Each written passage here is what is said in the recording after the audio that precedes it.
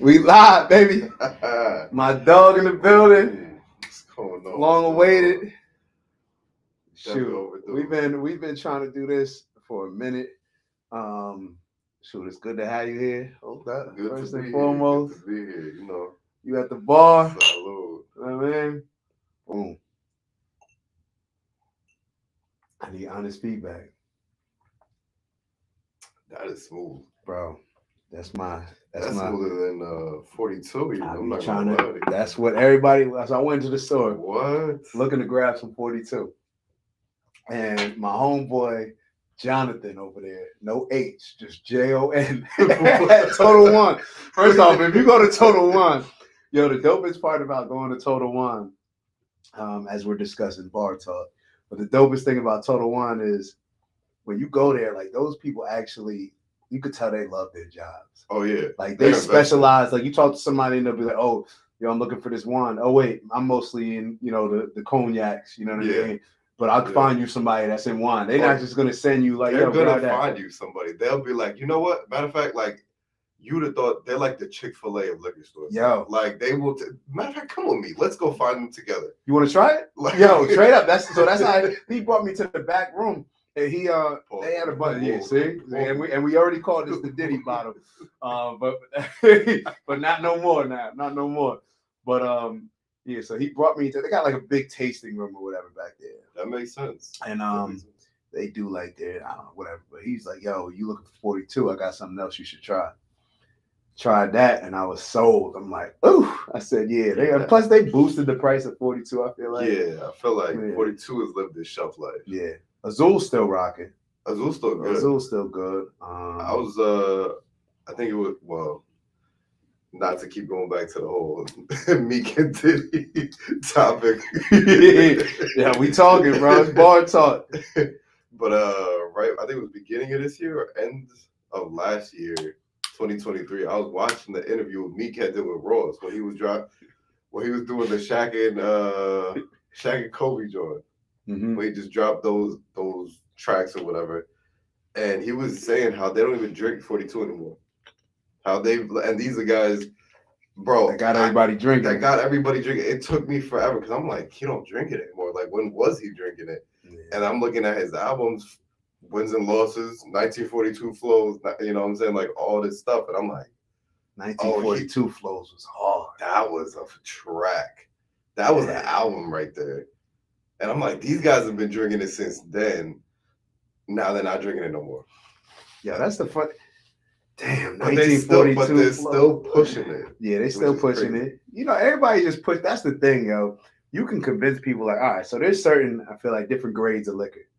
But sometimes I've had certain liquor where you go to one spot and just by the ambiance and the vibe, like I'm like, yo, this shit's smooth. Oh yeah. And then I go grab it somewhere else, and it never like tastes the same. You know what I mean? So a lot of it's just like, yo, I picture myself. I used to do it with the Johnny Walker Black because of Ghost. Okay. Because Ghost and Power. That's all he drank, yo. So I used to feel like, yo, I'm Ghost, man. And I'm looking like, plus Johnny Walker Black, I like the price. So I was like, yo, that price is Ghost good. It is. Like, we're doing Ghost. Let me find out you making TikToks standing over the club. Man, I actually got a picture just like that, bro. How's the theme song go? It's a big rich town.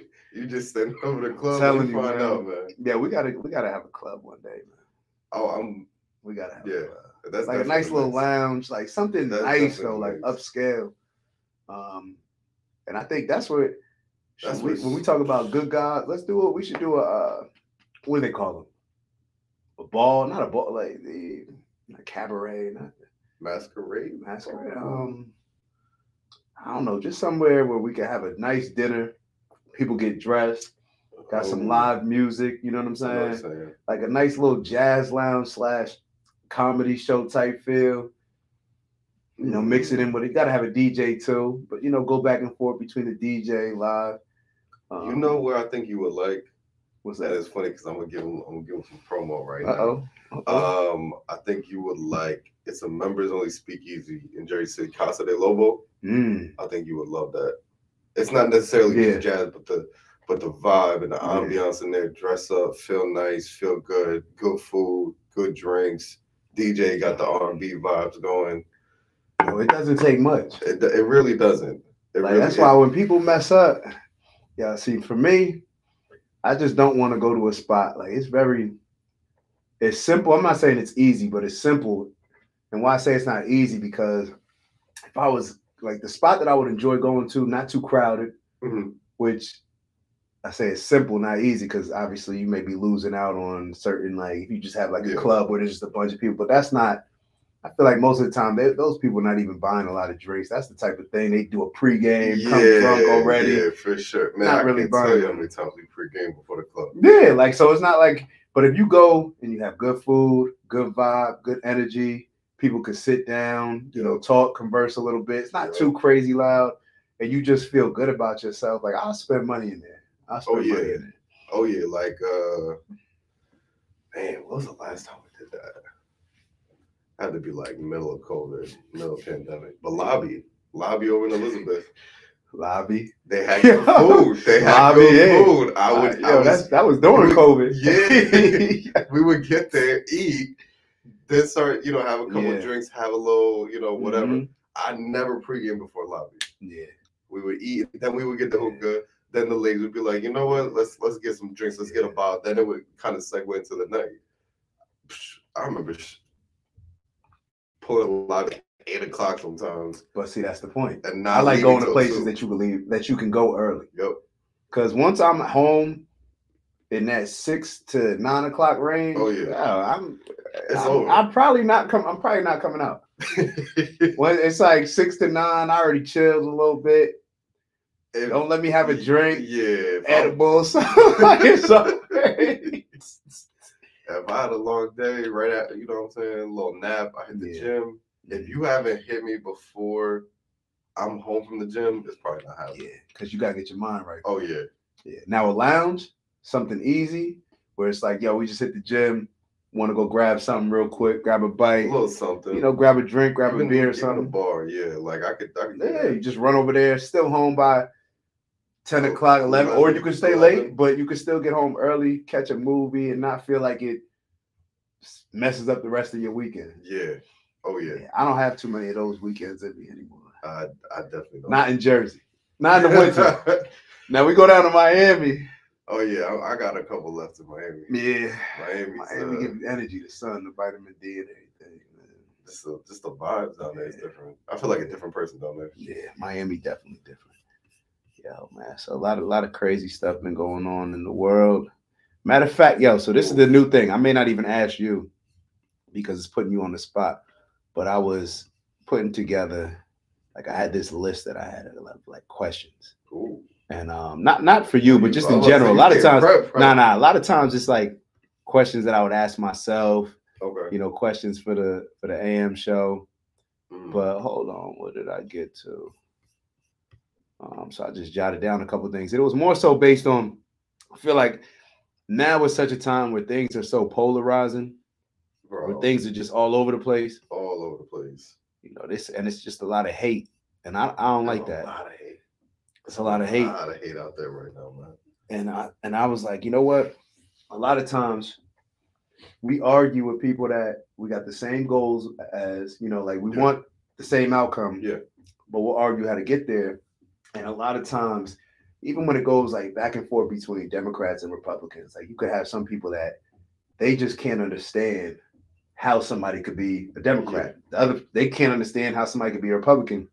And based on the different experiences that they've had in their lives, they're triggered and affected by different things. And it could be like my parents. Like I could talk to some people and they're like, January 6th, oh my God. Like, and I'm sitting there like, you know what I mean? Because you gotta look up on your phone like, wow. Yeah, I'm like, January. Oh, that's they did the little. Some people like he tried to take over the government, and for me, but that's your perspective, and I understand that may not be mine, and mine may be something where I may have a conversation about Biden and bring up the crime bill, and somebody be like, that was 30 years ago. Like, okay, you know what I mean? But it still may bother me, so I'm realizing, like a lot of times when I'm like having a conversation or getting to know somebody, I'm gonna not necessarily ask these questions, but I think it's important for us to realize, you know, what are your particular goals? Like, what do you feel your purpose is, or what do you feel the problems are? What are the biggest problems that when you see society and when you feel society as you're going through it? Okay, yeah, you know, what are the biggest problems? Because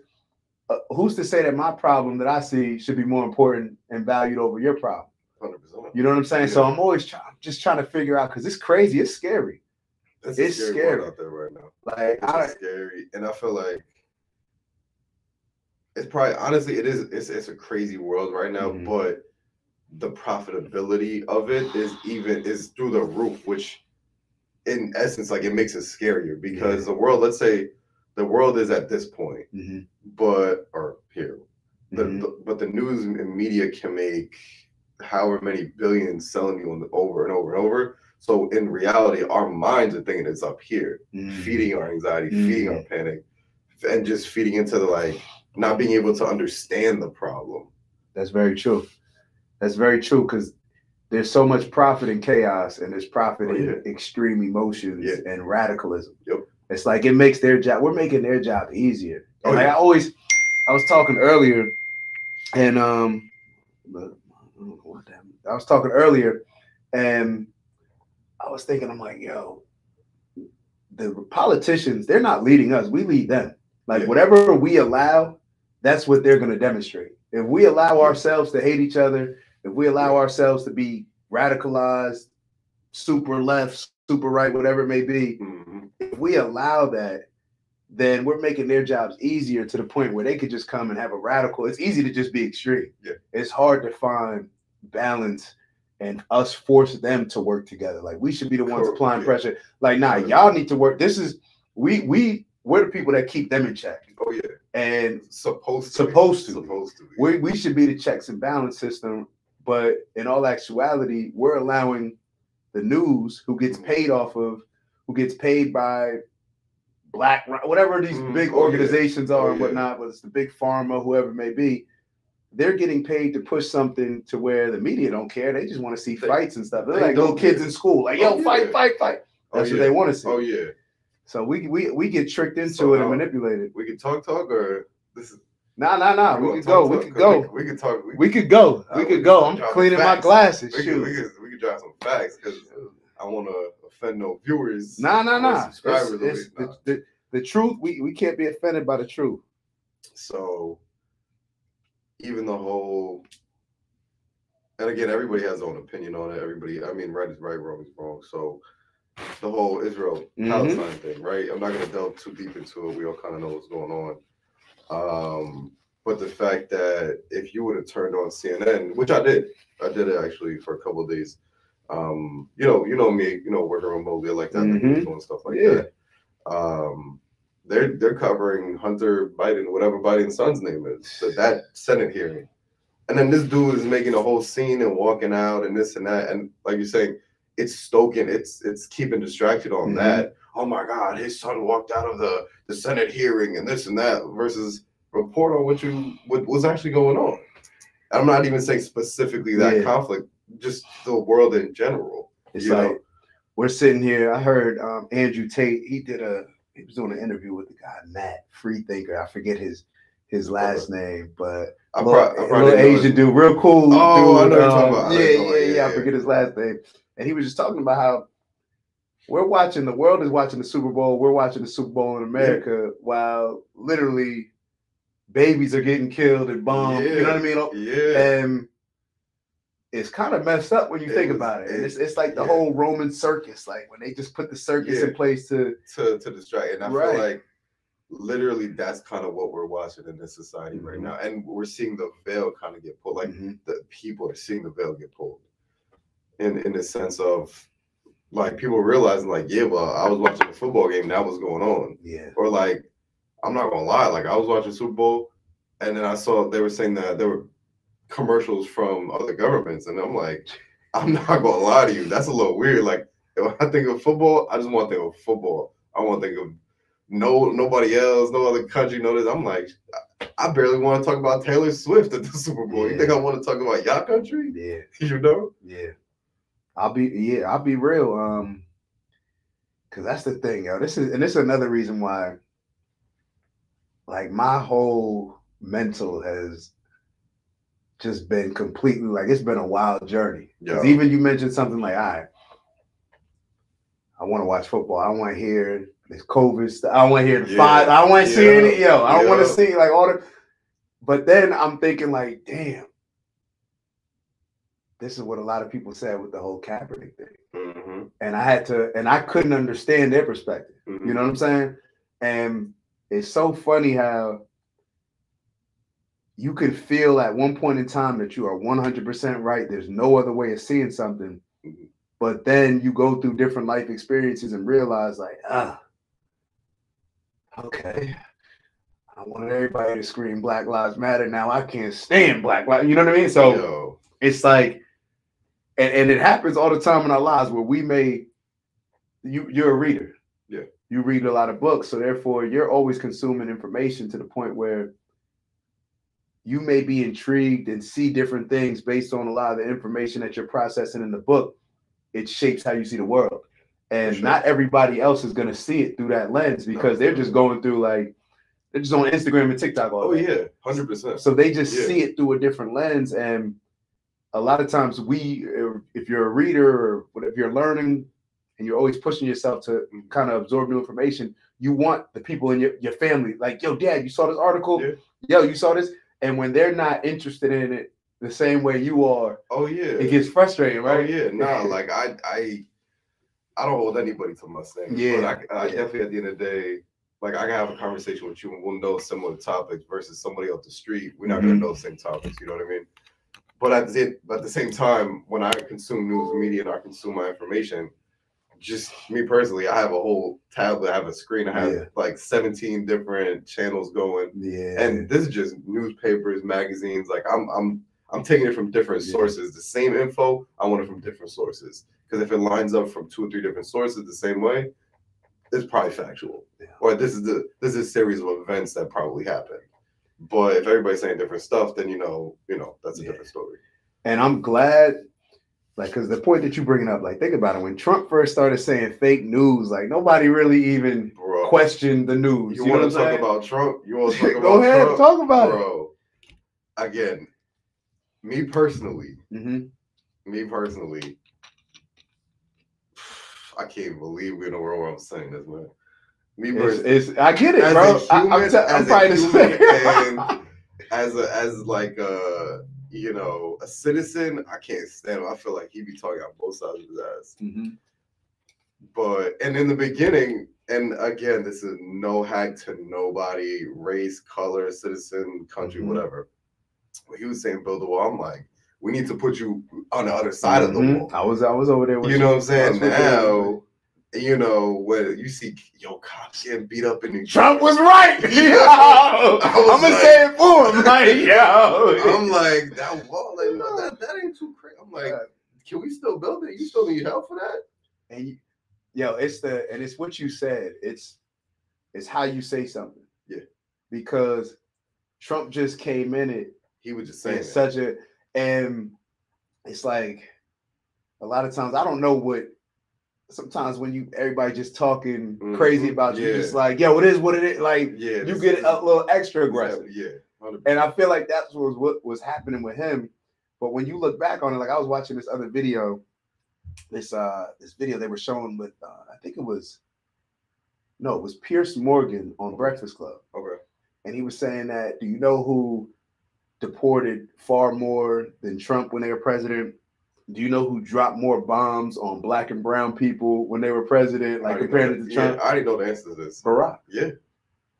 And it's like, so here we're getting mad at Trump for saying build the wall. Clearly we need a wall. And clearly you see the Democrat, they're inviting people. How are you inviting people to illegally come into the country and then giving them all these benefits? Meanwhile, people, U.S. citizens, I'm talking to my friends' parents. Taxpaying citizens can't get health care. Dude. But you giving credit card or whatever. I don't want to, the prepaid card. Yeah. Nah, I saw the news, saw the article. But in the fact that, like,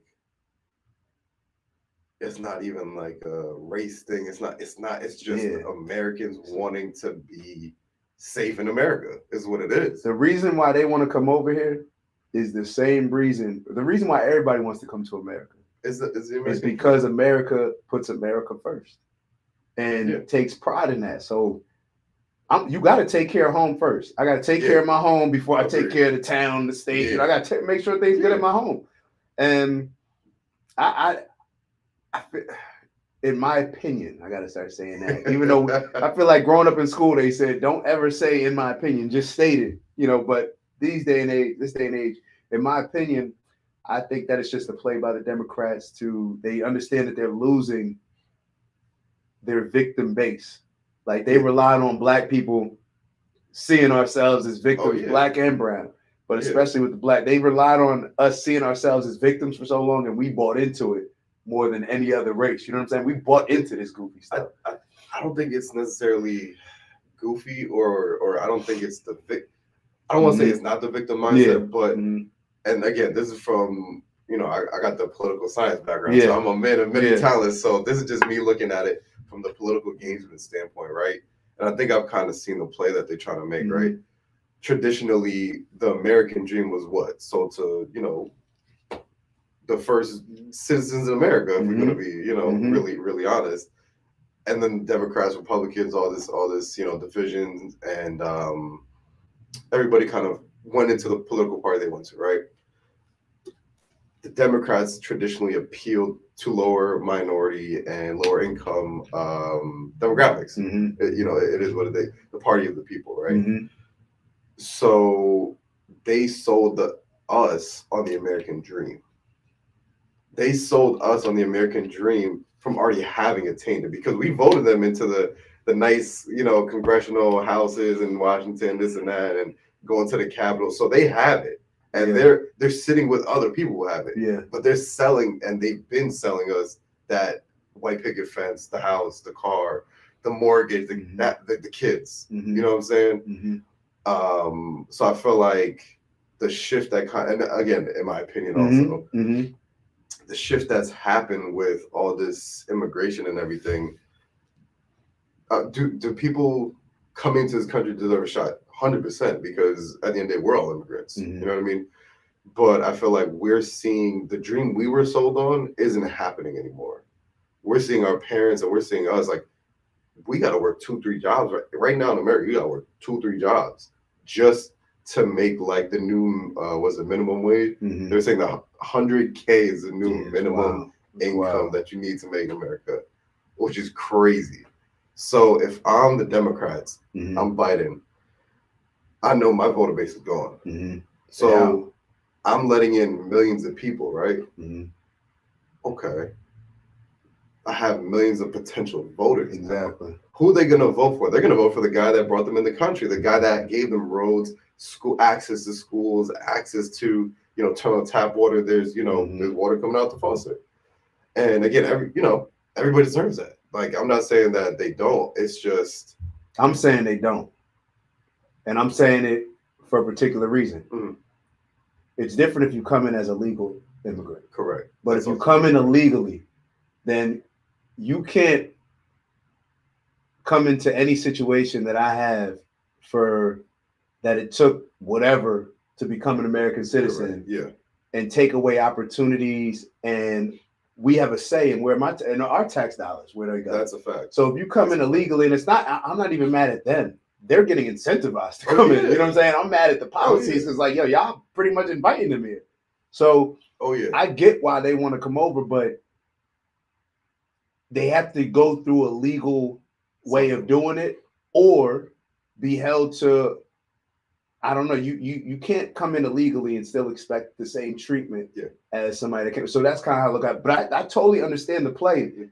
I see a lot of and maybe, I don't know if you see this, but I see the Democrats are extremely nervous. I even see a lot of the Republicans, it may not appear that way, but they're nervous because Trump is bigger than a Republican. Like, Trump is Trump. Trump is mad. Like, Trump could leave tomorrow and have and you know what I mean, and have and probably still win. But it's just one of those things. Like, they got to be working together. We got to pressure them to work together.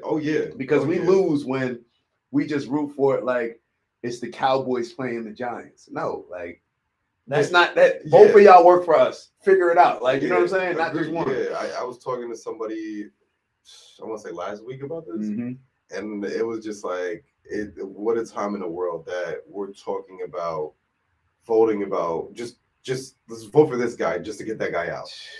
Politics, policies, preferences went out the window. Like, who is their demographic? What are they going to do for my community? What are they going to do for my state? Who are they going to put in, you know, attorney general position? Like, who are their elected officials they're going to put into power? Who is their buddies?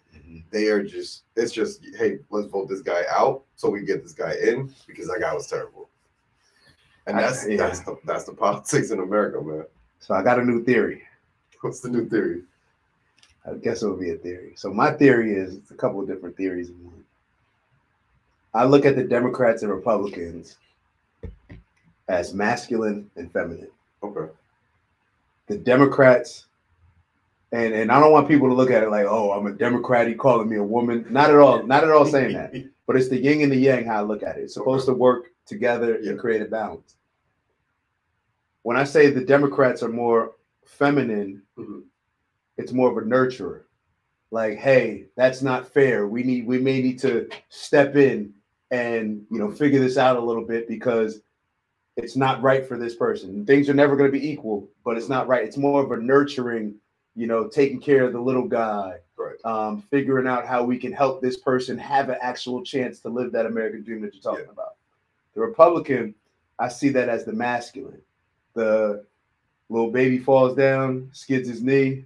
Yo, stop crying. Nah, don't baby him. Let him get up. Let him learn his lesson. Oh, he lost? Good. Don't rob him. Don't try to give him a participation trophy. Don't rob him of the opportunity to turn that loss into a lesson.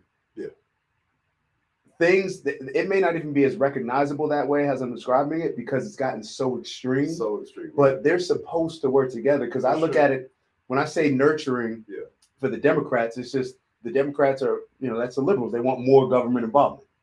Now, you know what I'm saying? And it goes back and forth. Like the conservatives they only want less government involvement because they're winning.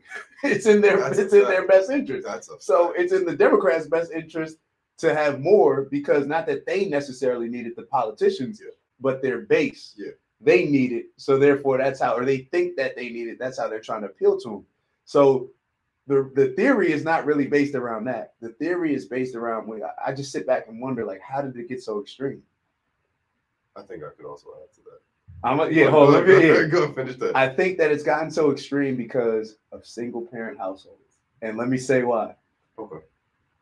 When you work together in a 2-parent household, like you see your parents, you see like, yo, sometimes dad, you know, he's the leader, you know what I mean? But sometimes mom take the lead, too, you know what I mean? There's certain things you see the yin and the yang. to where, you know, the mom may be more qualified in this area to, you know, add more of an input and pops may be more qualified. So you see the balance where it's like maybe pop may be the nurturer in this area, and mom, but most of the time it's like, you know what, two parties working together. You see that and you see the benefit of it and how much more successful you can be. If you have a group of single parent households or a nation, a culture of single parent households, there's a lot of bitterness, there's a lot of hatred, and there's a lack of understanding how much better it can be when you work together. When you remove the government assistance and you just have to work with each other, just like our great grandparents and because the world was a different place. Now we have the privilege to just say, I'm by myself, I'm chilling. Well, if we understood the benefit of working together, we wouldn't allow ourselves to become as pulled separate in opposite ends of the spectrum, politically. Because it's like, well, we understand this. We understand the balance of working together, but because we don't understand the balance, what do we look on when we look on Instagram? What gets the most views? Dudes talking shit about women, men talking shit about dudes. You know what I'm saying? Where it's like, yo, these dudes ain't shit, or the dude saying like, yo, don't ever become a stepfather. You hear all these things, and it's because it triggers people. Oh yeah, you know what I mean? Which I had to realize that the other day also. Which was crazy. A lot of these TikTok gurus are not really gurus. And as we sit here and give our opinion on stuff, we live in a society where there's no Like, you don't have to accomplish anything to have an opinion. Everybody can have an opinion. Now, there's Yeah. pros to that. Yeah. But there's also some negatives that come into play. I feel like Where, there's a lot of you know what I'm saying? Where it's negatives. like, now if somebody just gets a big backing, puts a lot of money behind it, fancy car, you know, whatever, now, yo, I'm listening to them. Yeah. That's what the little kids thinking. Yeah. They're like, yo, did you see his Instagram? Like, did you see his followers? He got 100,000 followers. You know he what I mean? must know what he's talking about. Mm-hmm. You know? Man, I could unwrap that. There's just so many things in there I want to talk about. Man. It's a tough. There's so many. So those are all valid points too, man. The only thing, I don't want to keep dwelling on that topic, but the one question I will ask you is based on Democrats and Republicans in a single household, because that is a valid point. I never even thought of that. But one point I also want to bring up, systemically, or you know, looking at an old bird's eye view of the system, who I think has become too industrialized, too monetary. How do you police the people who are supposed to police the corporations? How do you police the people that are Yo, see, that's the thing. You know what I'm saying? Like we got to step in. And I'll give you an example. Yeah. Why are they able to advertise pharmaceutical medicine on TV? Well, there's only like two. I think it's us in Finland. Us and two other. Two countries in the world. The only people that are able to advertise drugs on TV. Yeah. And then we say we have a drug epidemic, like with pills and stuff like that, with opioids. We have an opioid crisis.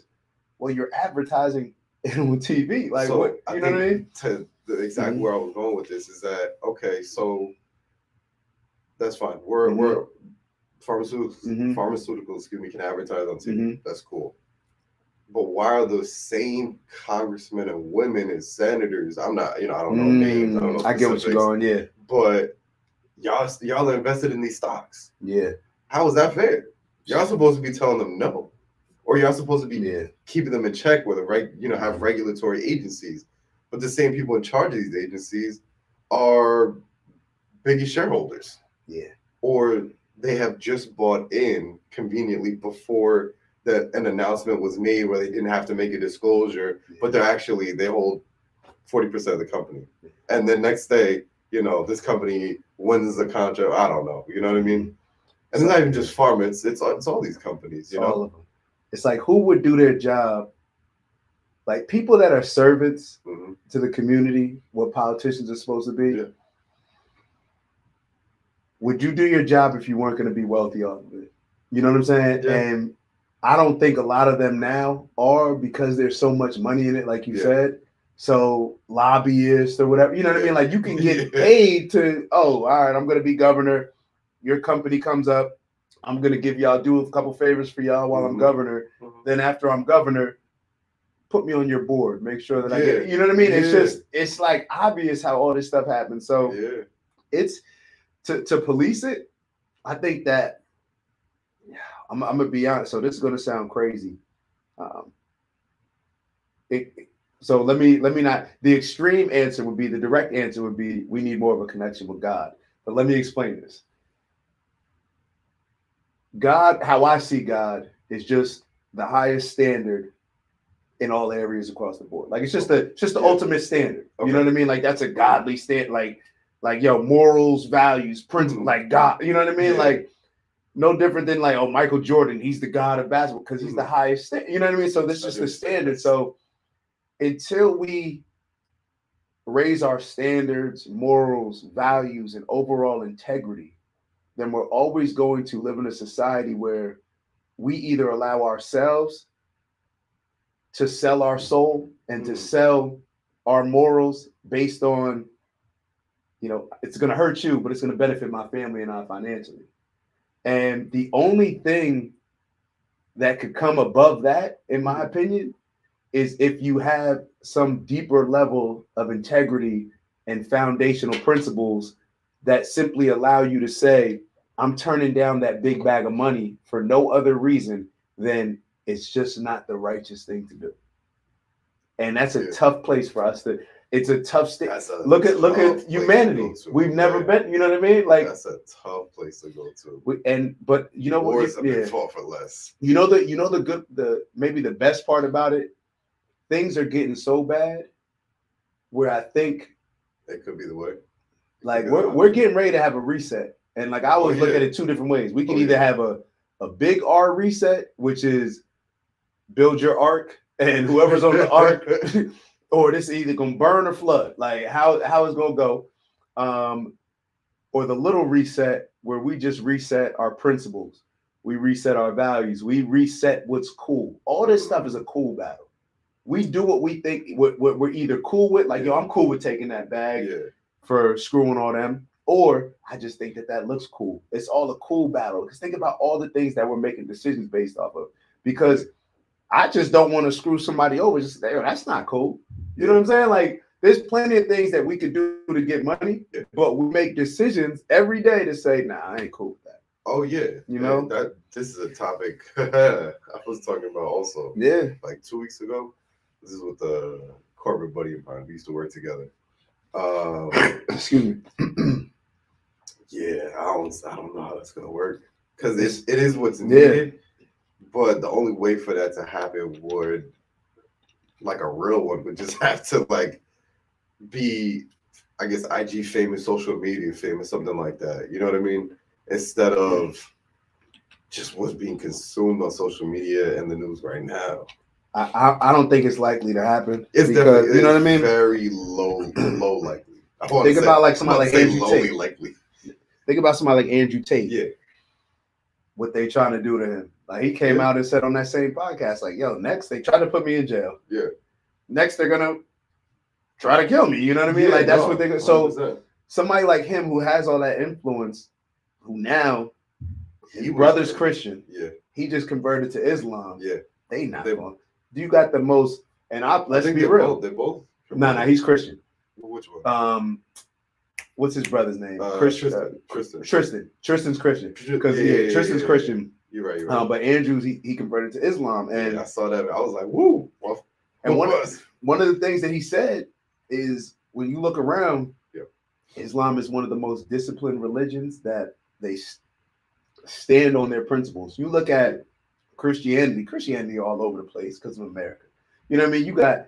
You got popes saying same-sex marriage is cool. You know what I mean? Like you're just moving. And I'm not saying that you can't change it, but when it comes to religion, if we just gonna keep moving the goalposts, then you gotta call we're just keep changing our principles. So a lot of people, in my opinion, are attracted to religions that are more structured, and it just is what it is. Yeah, I don't gotta think about this. I ain't gotta think. No, it says it right here. This is how I'm moving. So I think people used to want to go for what's easy, right? And then now people are kind of going for the structure. Like, if I do this, what's gonna happen? Okay, if I messed up, how do I make it right? Okay, you do this and this and this to make it right, and not even with anybody else, but for you, you know. And I feel like that structure always provides familiarity for people, you know. And that's a masculine thing in a lot of things. So this is, I feel like a masculine energy. A father brings discipline and structure, where a mother more so traditionally. Of course, it can be different for everybody, but a mother traditionally brings more comfort and nurturing. God is a very, in my opinion. See, I also may view God different than a lot of people. When you look at the universe, whether it's God, the universe, it's very unforgiving, but that's not necessarily a bad thing. You know, and let me break it down as far as unforgiving. What I mean is, if you slap somebody, you're probably going to be slapped back. You know what I mean? If you do something, for every action, there's a reaction. Yeah. When people feel that they can do certain things and there not be a reaction, that's when you see what's going on in California. People running, stealing everything because it's like if I'm not scared of any repercussion, and my mental is already messed up in this culture, then I'm just, you know what I mean? It's wild. I heard this. I don't even know where I heard this, but they were talking about They said that they asked like a group of guys who here would rape somebody, or rape a woman if they knew that there was no way that you would get in trouble. Now I don't even. I got to look back at this, and I'm not even going to say the number that they said, but it was a number that I'm sitting here like, yo, like if I have a daughter, like, yo, you know what I'm saying? Oh, they like and actually like they said like, yo, people were acknowledged, and I'm like, what? When you think about that, it makes you wonder, like, if there's no harsh punishment to certain things, yeah, and you look at, you go to these different countries where everything's forgiving here. You could accuse somebody of something and then find out that you were lying about it. Meanwhile, this person lost his career, lost millions of dollars, and it just is what it is. Yeah, it's like it's like, or even not get too again, just keep it vague. Somebody that got locked up, and for something that's legal now, and then she's like, you're free. Yeah. Like, my bad. It's like, well. I was down bad for 10 years. Like, what do you mean? My bad.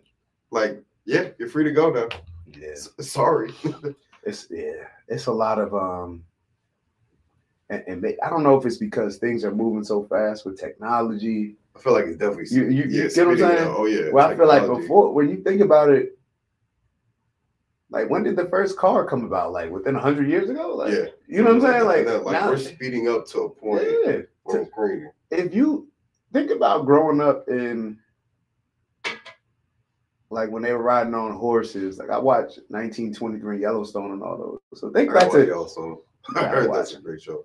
Think about, like, to the 1900s. I don't know when the first car was, say 1900. Right before that. Do you think that people would have said, like, yo, my great grandkids are going to get on this thing they call a plane and just fly around in different places? We out. You know what I'm saying? Go to Miami. And it's going to take 4 hours to fly across the country, and they're not going to have to stop to refuel. Yeah. They even going to be able to watch movies on there. Yeah. They're going to have drinks, liquor, like all the food. I could get more work done on an airplane. You could bring your dog, people would have been thinking, like, yo, like, what? My grandkids? No. Yeah. Like, we riding around on horse and buggy. Yeah.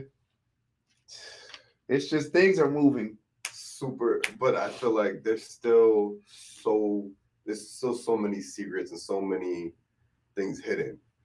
And this is I could flip the script on you real quick. Because I know you got the bullets points, but I definitely we off that. So, and I man, TikTok be going down so many rabbit holes at 3 a.m. in the morning. You know what I'm saying? 2 a.m. when you can't go to sleep. There's so many rabbit holes, but in every lie, there's a truth. Mm-hmm. So let me shift your perspective. There's a whole generation of people that are gone now, left this earth, like passed away, that think we actually built the pyramids. Everything we learned in elementary school was just an opinion. Oh, so now you going down. Okay. You know what I'm saying? And then now you have scientists admitting we still cannot make the pyramids. We couldn't build them now. We couldn't build them now. And build it on sand? Like, you know what I'm saying? Like, it just doesn't. And then come to find out, there's structures below the pyramids. Below the pyramids, yeah. That nobody's allowed into, that has never been entered before, which is crazy. Once they started chopping the noses off of some of these things and trying to pick, like, I really sit back and think. So this is how I kind of looked at it. This is how it made sense to me, because I'm always trying to make sense of those of information. If we went from using fire for electricity, you know what I mean, to light up a home, all that, to cook, to where we are now, to having microwave, like all this type of technology that we have. What is it called? The air fryer. What's the air fryer? Everybody. We got George Foreman grills. We got the air fryer. Yeah, I don't know. But we went from that to this in 100 or something years. And 200 years. Let's say 200 years. 200 years. Yeah. And now we're saying humans have been on this planet for thousands of years. You know what I'm saying? Yeah. So it's like, if we just did that in 200 years, then 1,000 years ago, how I look at it is like, okay, they probably started off You know, maybe how we started off, fire, you know, rubbing some sticks yeah. together, whatever it may be. Then they develop new technology. Yeah. And with new technology also becomes new weaponry. Yeah. So whenever you develop new weaponry, you're always one button push, one step away from somebody just saying, pressing this button and saying, like, y'all are gone, and then them saying, well, y'all are gone, and then everybody presses their button, reset. Yeah. So, and maybe all the technology's destroyed, and then people got to start all over. I feel like it's something like I feel like I can't make sense of anything else. I feel like they're the way that the scientists describe Earth as being here for millions and billions, whatever years. So okay, that's cool. I definitely think there's been a couple of resets because Earth is old. The Earth is old, and I feel like we are a new, I won't say species, but like you're saying, there's no way we people with animals with minds and feelings and emotions wouldn't be able to do that after 1,000 years. But it's like, what happened to them after those 1,000 years? Because there's no trace of that. Yeah, it's I guess it's just whatever story you believe, and that's the thing. There's no real common, like, hey, this is what we're all gonna agree on. You know, nothing. But the fact that they told us in school this is what happened. Yeah, that makes me look the other way. Yeah, like, even and the fact that didn't happen. Like, even dinosaurs, bro. Something about that, it just don't make sense to me. The dinosaur thing ain't. They got every bone. You go to the Museum of Natural History, they got or whatever. Every bone. Every bone you telling me they created? Yo. Every bone. It's like, but I've never seen a slave ship. Yo. Like, y'all got every bone from a dinosaur from, I don't even know how many thousands of years ago that is, but I've never seen a slave ship. That's cool. You know what I'm saying? And I'm like, yo, y'all trying to, there's a lot of history that I feel we were conditioned within school. Yeah. Just to not ask, not explore.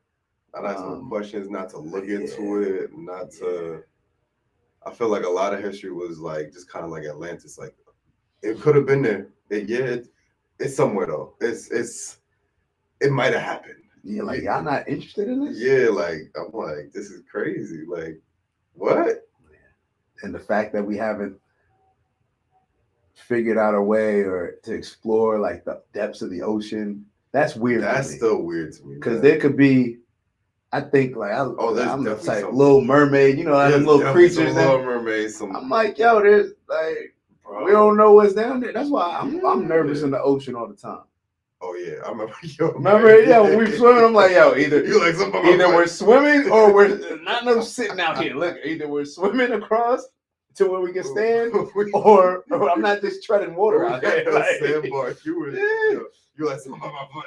Yeah, I'm like, bro, that's me. Bro. That's me. I'm trying to kick and swim and stay alive, bro. Because if I feel something about my foot, I'm going back to the boat. These oceans, man, the fact that we can explore space, but we don't know what's going on. The fact that NASA started as underwater, they started. Yeah, look at the paperwork. They started not in space, but they started going underwater. Something changed, and they started going to space. Yeah. So so this is another thing. Like, and these movies. Yeah. Like, Leave the World Behind. All of these movies, it's funny. We laugh at a lot of these movies. And I've watched documentaries where they say that this is like scripted, you know, a lot of this stuff. And they say that for something to happen, they have to put it in plain sight. Yeah. And then have it happen. Yeah. Like, bro, I joke around all the time with Joanna Man. Remember Joanna Man? Yo. Bro, Joanna Man is real. Nah. Bro, we have men saying they're women playing women's sports. Bro, yeah. Remember Joanna Man, where he was in the NBA and he got cut or something happened, and then he made it seem like he was dressed up like a woman and then played in the WNBA? Yo, we are living Joanna Man. I just sit back and I'm like, yo, we looked at this as a comedy. Yeah. Now, if that movie came out now, it would get banned because it would be highly offensive. I'm like, yo. I'm not gonna lie, Borat when it came out, bro. I don't think I saw the entire Borat. Bro, I remember I think I was a freshman. Borat was wild. If you dropped a movie like Borat today, because he was highly offensive, right? Highly offensive. But he went to everybody. Yeah, I like that. Yeah, he went to everybody. Offend everybody. Like he dropped some during COVID, during the pandemic. Mm-hmm. I was crying in my little isolated house by myself. Man, he came to America. He was doing the whole Republican thing on the Trump rally. Bro, I was cracking up. But yeah, he couldn't drop it mainstream because it was getting, everybody's like, this is so offensive. This is so this. It's like, okay, well, that's what a movie's supposed to be. Like, it's not supposed to be accurate, but to what you're saying, it is a little weird that they have to put it out there and then it becomes a reality, right? So what you're saying also, I noticed a trend, which is, it's a scary thought. A lot of people are talking about the grid and this and that and that and this, and like, we're gonna, invasions and, wars. But the past 3 or 4 main movies that popped out, like action movies, what was it? Leave the World Behind, right? Mm-hmm. What was the final premise or final thought that the movie left you with? And watching that, I gotta get a bunker. Get a bunker, right? Yeah. I definitely agree with it, but the final words for it, and it stuck with me because when she was watching the TV. No, when he was in the car, he was saying the contingency plans and this and this and that and that. He was saying there's no point, there's no invasion coming. He was like, I would take the enemy down from within. I would have them fight themselves. Oh, the Purge. Some like a Purge type. Yeah. Well, I'm thinking more like he was talking about like some Civil War type stuff. Oh yeah, it's a fact. It's already, which is a scary thought. And now, what is that studio 824, 824? They're coming out with a movie this month about a Civil War. Bro. I mean, it sounds, and that's the thing about history. The way we learned history as if it was so long ago, really, or as if we're not even so long ago, but as if we're so much above that. Yeah. You know what I mean? We talk about like oh my God, they enslaved people back then, but we would never, like, we're so much morally above that. And if Biden wins, like, I'm gonna be honest, I'm worried for both. If Biden wins, I wouldn't be surprised if certain states and Trump or a bunch of people just said, like, there was a movement to, what is it called, when you secede from the you talking about like impeachment or like a coup? Nah, like when you secede, like when Texas tried to secede from, or the Confederate tried to secede. You pretty much say like, yo, we're not a part of it. Yeah. I wouldn't be surprised if it may not go to that extreme, but there's going to be a lot of back and forth. Yeah, you know what I mean. Now, if Trump wins, I tell you what, there may be similar as well. I don't know. Because if Trump wins, I feel like people want him to win. The consensus for the majority, I feel like people want. But I feel like you're saying, if Biden somehow wins, people gonna question that, like how they questioning Trump. People gonna question it. People gonna question it because a lot of people don't want to deal with him for another 4. All right, so remember I said that I see the Republicans as more masculine energy. Yeah. Mm-hmm. What is the saying? Hell has no fear like a woman scorned, or something like that. Mm-hmm. The Democrats, I used to look at the Democrats as, I used to think the Republicans fought harder. Like they just were, they maybe bend the rules a little bit. They'll do whatever it takes to win. Yeah. To me, it's changed. To me, the Democrats are like, the stuff that they are willing to do, like they'll risk it all. Like we'll burn this whole thing up. You know what I mean? Like it has gotten, like, when you look at the extreme, I'm like, damn. Like, now both sides are extreme, but I'm just looking at it like, I don't know if the Democrats, how they'll handle losing. I saw how Trump handled it. Whatever. Yeah. Trump lost. You know what I mean? It was a little, whatever. Yeah. I don't know how the Democrats are going to handle this. They're going to convince people. You want to know why? They're going to convince their group of followings that, y'all may be headed to slavery soon. They could probably, I could see something. You know what I'm saying? Convince me that I'm about to be a slave soon. Some type of doomsday, not doomsday, but some type of episodic. They'll start lynching y'all. Like, what was that? What was it? The governor passed in New York that law. Which That, one was it? man, I don't even remember what the law is. It was for recent though. Like, if you're sick, they can like come and grab you. They come take you. Yo, see, that's the thing. And a lot of times we don't pay attention to that. Put the fear in people. They're like, yo, I can't do this. I can't. We gotta vote other way. We gotta vote the other way. And that's the thing. I'm looking at it like if I was a Democratic consultant, like helping them with it, like this would be it would go a lot different. Like sometimes I wonder where are they getting this information from, because the stuff that they're pushing, anybody getting this, you know what I'm saying? Like, these days, bro. Like, why do they think that strategy is going to appeal to us? I always say, like, they created this monster that Trump is, or not. They created Trump to be so big because, like, yo, all y'all did was tell us he ain't this, he's racist, he did, and you put so much fear in it that when he became president, it was like, oh, this ain't that bad. You know what I mean? Like, it's just like, you know, it is what it is. You know what it was also with Trump? I feel like for the first, like, we've street world, corporate world, political world, the one thing that reigns true, right? Nobody's bigger than the program. Nobody. Mm-hmm. No thing is bigger than the program. Mm-hmm. And for the first time, you have somebody that whatever invisible hands are behind, you know, Vanguard, Black, whoever, the Illuminati, I don't know. He's with the right people that he's like, I'm bigger than the program. Come at me.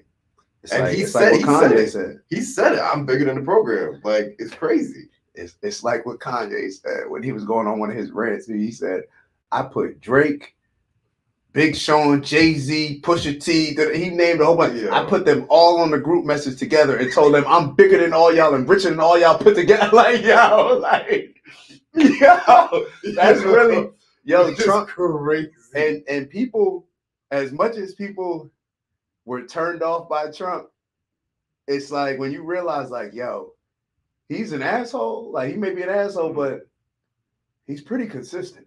You know what I'm saying? I'm not gonna lie to you, right? So he got these charges. I don't know whatever. Mm-hmm. I haven't paid too much attention to the actual charges that are being brought up against him, right? But not for nothing, I'm like, yo, if the president could get charges and beat the case and go back to the White House, I'm like, make America great again. I don't know, Trump, man. Like, Trump about to be like this is crazy. A hood here. Yeah. He beat the case and went back to the White House. Think about it. And he dropped a sneaker line. And with the sneaker comp, bro. He just gets it. Like, yo, he gets it. And I don't know whether it's him specifically, but let's be real. Eric Katz always fucks with Trump. You know what I'm saying? Whoever like his team is, like even the coming and going, that machine is elite. Yeah. Elite. Yeah. He's got a they're very in touch with, and you know what it is? When you're real, like I was reading that Law of Success book earlier, and they were just saying, like, yo, people that are direct and honest in their messaging, you develop a certain level of appreciation for it, to where even if you may not agree all the time, you appreciate the honesty that comes for it and the directness, the authenticity of it, you know? And it's like, yo, it's almost like I always say, like, yo, I'd rather hang out with a KKK person than one of these cats who was saying they down with Malcolm X or the Black Panther Party, and really they was trying to stab me in the back. You know what I'm saying? That's a crazy. I know exactly how. But a KKK person, bro. I know what you. We would really have a combo and be like, yo, you don't think we should? Yeah, I see where you're going morally.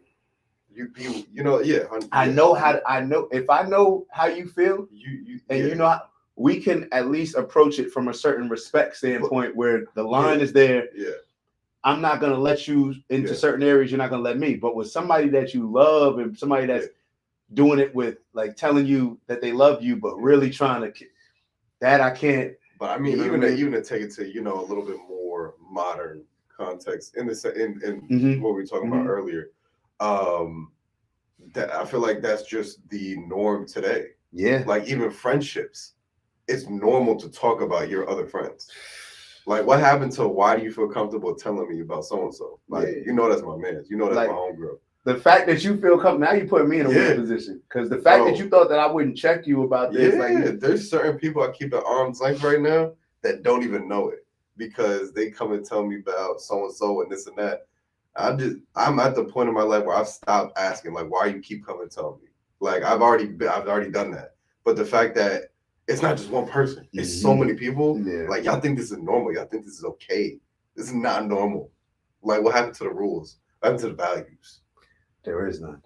And I don't know whether it's because, what do they call it? There's no rites of passage. Yeah. There's nothing earned. Like, there's nothing. When you get it's that entitlement trap. It's the entitlement trap. Think about a 16, 17, 18-year-old. I was having a conversation the other day. I said, every movement needs 16 to 25-year-olds. No movement is going to, now they may not be the head of the movement, but you need that support. You know what I mean? Yeah. Whether it's a gang, whether it's a political group, whether it's or you're gonna Black Panthers, you know, be one general. What you need that those young cats that it's not about the money, it's about the purpose where they actually feel that they're doing their job to save the world. You know what I mean? Yeah. And when you don't have a purpose that you can give to them, they're gonna go with whatever. You know what I mean? That's why we see a lot of these young kids just riding like, oh, LGBTQ, we part of that, or Black Lives, we're part of it, because they just get on board with something because there's no principles to stand on because they haven't had to go through anything in order to receive something. Everything's just given. It's participation trophies all over again. Yeah, like the entitlement trap is crazy, man. Like having to work for something to become an expert in something, being validated, being accredited is crazy. And it happens in every area. I saw Honey Badger, Tyrann Mathieu. If y'all aren't familiar, safety, corner, nickel, whatever he played, LSU to mostly Arizona he was with. I think so. Dog is a monster. And he was talking about how he had to play behind Patrick. Oh, shoot, who was the corner? It was two cats, Mo Claiborne.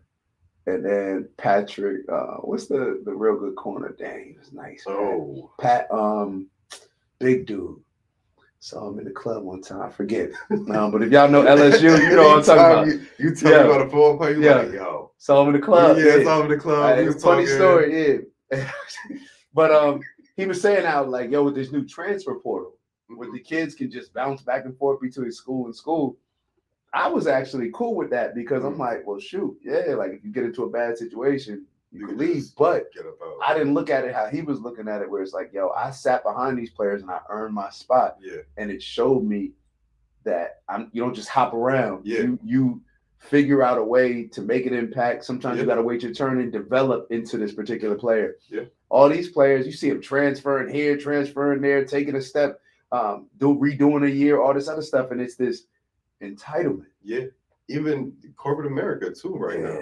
They're like, oh, you know, you shouldn't expect. I mean, granted, the companies are also to blame. You know, there's a lot of, like you said, the organizations themselves as well. But even, you know, people are like, okay, you shouldn't expect a raise. You should just leave. You should, right now, you shouldn't be at any job for more than 2 years.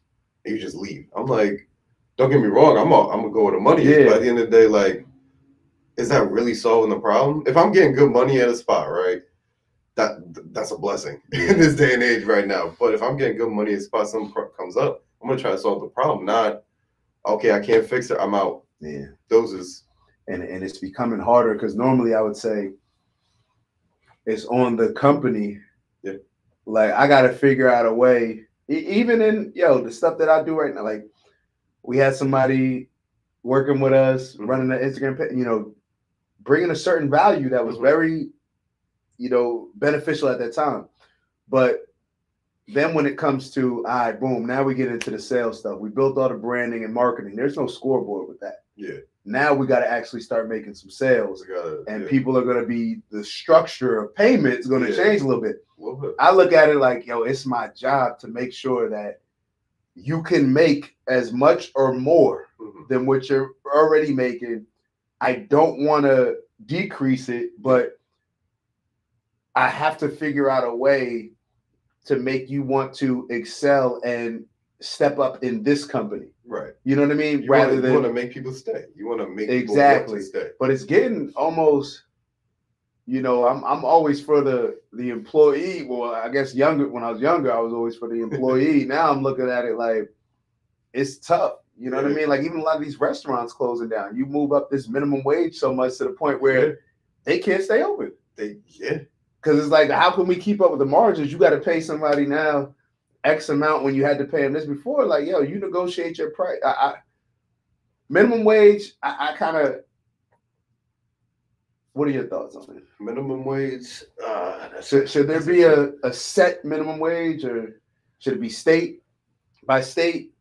Because there's different cost of livings in each state. Yeah. Federal, I don't know. That's a tricky one because, again, that's a tricky. Like everybody deserves to make a certain amount to be able to provide, right?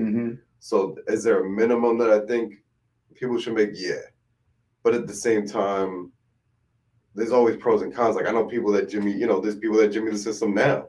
So you paid on the table, paid less or whatever, but then I give you more cash here, supposedly, whatever the case may be. But that never happens. Yeah, it's like it's just so many different avenues you can go with that. I feel like people do deserve to make a minimum. So these are my thoughts, and one just came to mind. For one, I look at it like the business. You can pay me whatever you want. You can pay people whatever you want. If you pay people $5 an hour and they're willing to agree to it, then that's what you pay them. But don't get mad when you get $5 worth of value per hour. You know what I'm saying? Yeah. Now, if somebody else, your competition, they're going to pay $20. Like I was looking at Henry Ford when he was doing Ford Motors. He kept trying to, where all of his other competition was trying to figure out a way to pay his employees less, their employees less. He was always trying to pay them more. Yeah. You know what I mean? So if one company wants to pay less, then don't get mad when everybody, goes. So I do look at it like that. But one of the things, it's hard not to look at this government and say, well, what are the ulterior motives to it? And think about it. This is something that just came to mind. The government wins when they increase the minimum wage. If the companies are paying more, that means that that's more money that they can grab taxes. Yeah. And so now you're just increasing taxes, really? Yeah. Of business owners. Yeah. And making them pretty much pay more so we can take more out of the employees. Well, you're double dipping. You're double dipping. Taking from the employers and employees now. And now it's like you're hurting the small businesses. Yeah. Which is what our society thrives on. Yeah. So it's like if you get rid of the small businesses, like even I'm in healthcare, everybody's getting bought out. Everybody's joining a hospital system. Yeah. Everybody, the independent practices, they're no longer, they can't survive. Yeah. They can't. Crazy. So then you just enter a mill. You go to the hospital, you're going in for a foot. Okay, well, we need to get a CAT scan. You need to see this person. You need to see this person. And they're just running up the bills. Yeah. And they saw it with COVID, where it's like, oh, put them on a respirator. Yeah. But you get an extra $25,000, $30,000 every time you put somebody on a respirator. Didn't save anybody. Didn't save one. Like, you know what I'm saying? Nobody. Well, not that I know. Yeah. I don't know. That I know. Based on the numbers, they no longer put you on those respirators anymore for a reason, I assume. Yeah, it's tough, man. It's a lot. It's a lot. And I hate just talking about problems, but that's why I'm glad that you did ask about some solutions. But the only solution I ever end up coming to is God. And I elaborated a little bit, but I'm looking at it more and more where it's not, I do think it's God for the structure, the things that we talked about, but it's also for the unity. Yeah.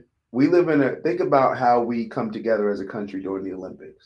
Yeah. It's just Team USA, bro. I don't care about none of that. Yeah. It's Team USA, bro. That's what we rocking with. Yeah. You know what I mean? Yeah. Or you root for whatever country you're from, whatever. Oh, yeah. And it's because at that point in time, your country supersedes. Nothing's bigger than your community. You know what I'm saying? Your town, your state, whatever it is. You know what I mean? It's your identity. So when you have an identity, and it's named as, oh, you're Jamaican, you're Indian, you're African American, all these different things. It just separates us from understanding that, we all one. It's just humanity. You know what I'm saying? And until we embrace that and understand that if I do harm to you, it's still doing harm to me, because now I'm contributing negative energy and putting out. So now I'm going to try, you know what I mean? Yeah. Because we're all connected. But if we don't have something to connect on that's above our race and our religion, the different religions, if we don't have something that's over that we can come together as like, we're all that. Yeah, we may have separate things. We got Chinatown, we got, the Russians, over here. We got, but we're all under that. Yeah. So that's who the ultimate team that we playing for. We may scrimmage, do all that type of stuff, but at the end of the day, and that's far-fetched, to be totally honest, in my opinion. I don't know. They talking about the aliens now, bro. Well, shoot, maybe. If aliens come down, then I bet you we be uniting then. I was about to say that. I bet you Putin be on the phone with Biden or Trump, like, They were like, one, you know what I'm saying? One podcast I was watching like months ago. They were like, aliens and this one that when they were like talking about what's been revealed. Yo, I need to talk. I was down there. I meant to ask you about it. Was down the street from the crib. That's crazy. So they were running, when we're looking off the room balcony. Yeah. It's that park right there. That's Bayside. That's where they were. Crazy. So when we were just at the crib, and Justin and Fran were down there as well. Mm-hmm. So either Maya was on the balcony, something where we just started hearing mad cops. And it didn't seem like, it was just like cops in one area. Yeah. They were flying by. I swear, I kid you not, like 100 and something cops. It seemed like every cop in Florida. In Miami. Bro, it definitely was every cop in Miami, Dade, maybe, what's the other county there? I forget. But Broward, it looked like every cop, because we live right by the highway. Yeah. So you get off 95, and that's the exit. It just seemed like, phew, phew, phew, phew. Like it was non-stop. That was not for just some kids fighting at a mall. I don't care if they're fighting at the outdoor fights with sticks or something. Yo. So there's that. And the fact that they shut down the airspace above that whole area. Oh, I didn't know that. And to my knowledge, that's not something the state can do. That's like, to my knowledge, that's a federal thing. They really shut down? The airspace was shut down from what I heard in the different news and podcasts about the incident. And I'm like, you're not doing that for kids with sticks. That makes no sense. I was like, in that case, my high school should have been shut down. How many times? Men in Black, bro. Yo. And think about it. Yo, you ever thought about this? I don't know what, maybe this is just Cat Williams fueling a lot of stuff, but I forget where I heard this. They were asking questions. It's almost stuff that we forgot that happened, like GMOs, genetically modified organisms, or when they just they have one cow and then they create another cow. Yeah. It's like you have everything, the DNA and everything, but they just don't have a spirit of a cow. You know what I mean? If you believe cows have spirit, whatever. Yeah. But if they could do that for a cow, then why can't they do that for a human being? Why can't? Oh, you're going down to Gucci, man. I mean, I'm just in prison. But think about it. They could do it with a cow. Why wouldn't? And for no other reason than I can benefit. I can profit. You telling me I can create one of these? Like, you think about what they did with slavery. They wanted to breed certain motherfuckers together. You know what I mean? It was like, yo, we need to create a buck like him with a buck like her. Yeah, y'all. Now they don't even have to do that. So now we're going to think, well, nah, they wouldn't do that. They would do it with cows and feed us the cows, but they wouldn't do it with human beings. But now you have spiritless beings.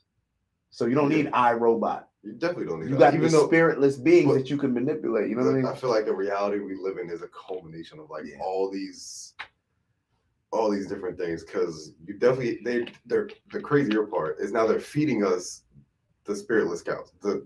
The animals that they're growing in soulless. They got no soul. Which it actually, I mean, if I'm thinking about the article I read, I don't even think they're growing the whole animal. They're just growing the parts we eat. Yeah. Which is crazy. Like they're just taking like the cell, replicating it, and like, whoop. and like, all right, here's your chicken tenders. Like, what? And it's hard to trust the government when you hear a lot of the politicians talking about depopulation and that the population is too strong. We're draining too many resources from it. We're not meant to have this many people. When you have all of that stuff that they're saying, it's like, yeah, we'd be fools not to take this into account as far as, well, what they're doing here. When they talk about climate change, we see them doing certain things to manipulate us into thinking they're doing whatever it may be. When they talk about this problem, we see this solution. I haven't heard of a depopulation solution. I've heard them talk about it a lot, but I ain't really heard them say like, okay, we need to, and they'll use some fancy words. Pretty much, I need to kill off 90% of the population. You know what I mean? Like, think about that. That's which is really crazy. But if you think about it, what was the premise of Avengers? See, I didn't see Avengers. That Thanos. Nah, you didn't see Avengers. I need to see it. You need to watch Avengers. Okay, I do need to watch it. At least because you want to know why? Because that's where they putting all this game in. Yeah, that's where they putting all that. So the premise of Avengers and at least Avengers Endgame, right? That was the last. I'm not gonna lie, that was the last good Marvel movie. I'm not gonna hold you. There was an evil military tyrant in the galaxy, in the universe, right? Thanos. He's so evil because he wanted to wipe out half the population of the universe. And the Infinity Stones or whatever, he could do it with the snap of a finger. So the Avengers and everybody want to stop him from getting the stones, so he couldn't do it with snap of a finger. But he already had his army and everything. He was doing it planet by planet. With the stones, he could just do it 2 seconds. So that's like the 2-second version, right? His premise and his reason for wanting to do this was his planet was so populated, overpopulation. We were going to run out of resources. The planet was going to die. That's how much we harvested and invested in the planet. So he was like, I suggested, we do a random wipe of half the population. And I was a tyrant. But then had the planet died anyway, and then he became like the evil dictator, whatever, going planet by planet, wiping out 50% of each planet. So it would bring balance to the universe, something like that. Oh, man. That's why I stopped eating Beyond Meat, man. That Bill Gates, anything that Bill Gates is touching, I'm running away from. When I found out that he was an investor in Beyond Meat, and I love Beyond Meat, and I know it was terrible for me, so I guess I should thank Bill Gates, but that's scary because it's really, when you realize that people are really having those type of conversations, the powers that be,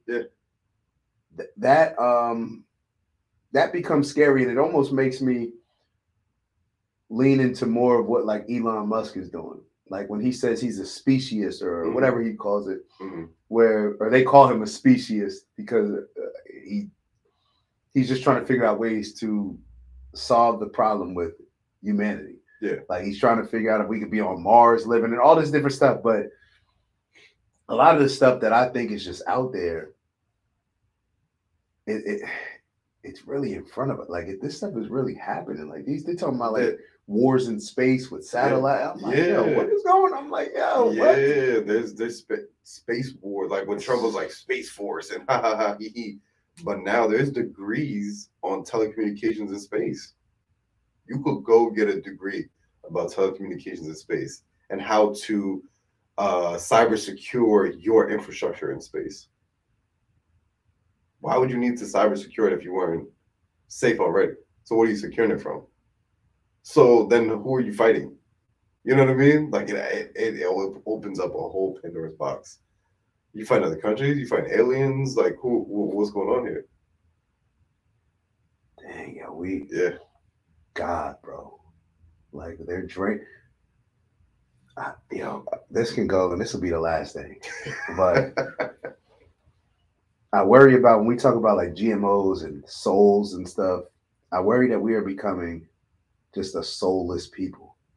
And it's when I look at certain instances when we talk about like, what's the golden rule? Just treat others how you want to be treated. Like that's the most like basic you know what I mean? Like, if you know nothing else, just treat others how you would like to be treated. And when you look at like such soulless people, and maybe I forgot where I was even going to go there. Shoot, maybe it's good that I forgot where I was going to go with that. But what was I talking about? Like soulless people.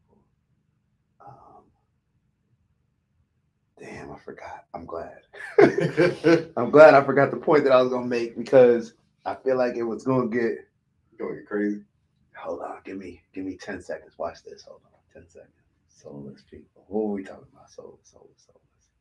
GMO, sheep. Yeah. Soulless people.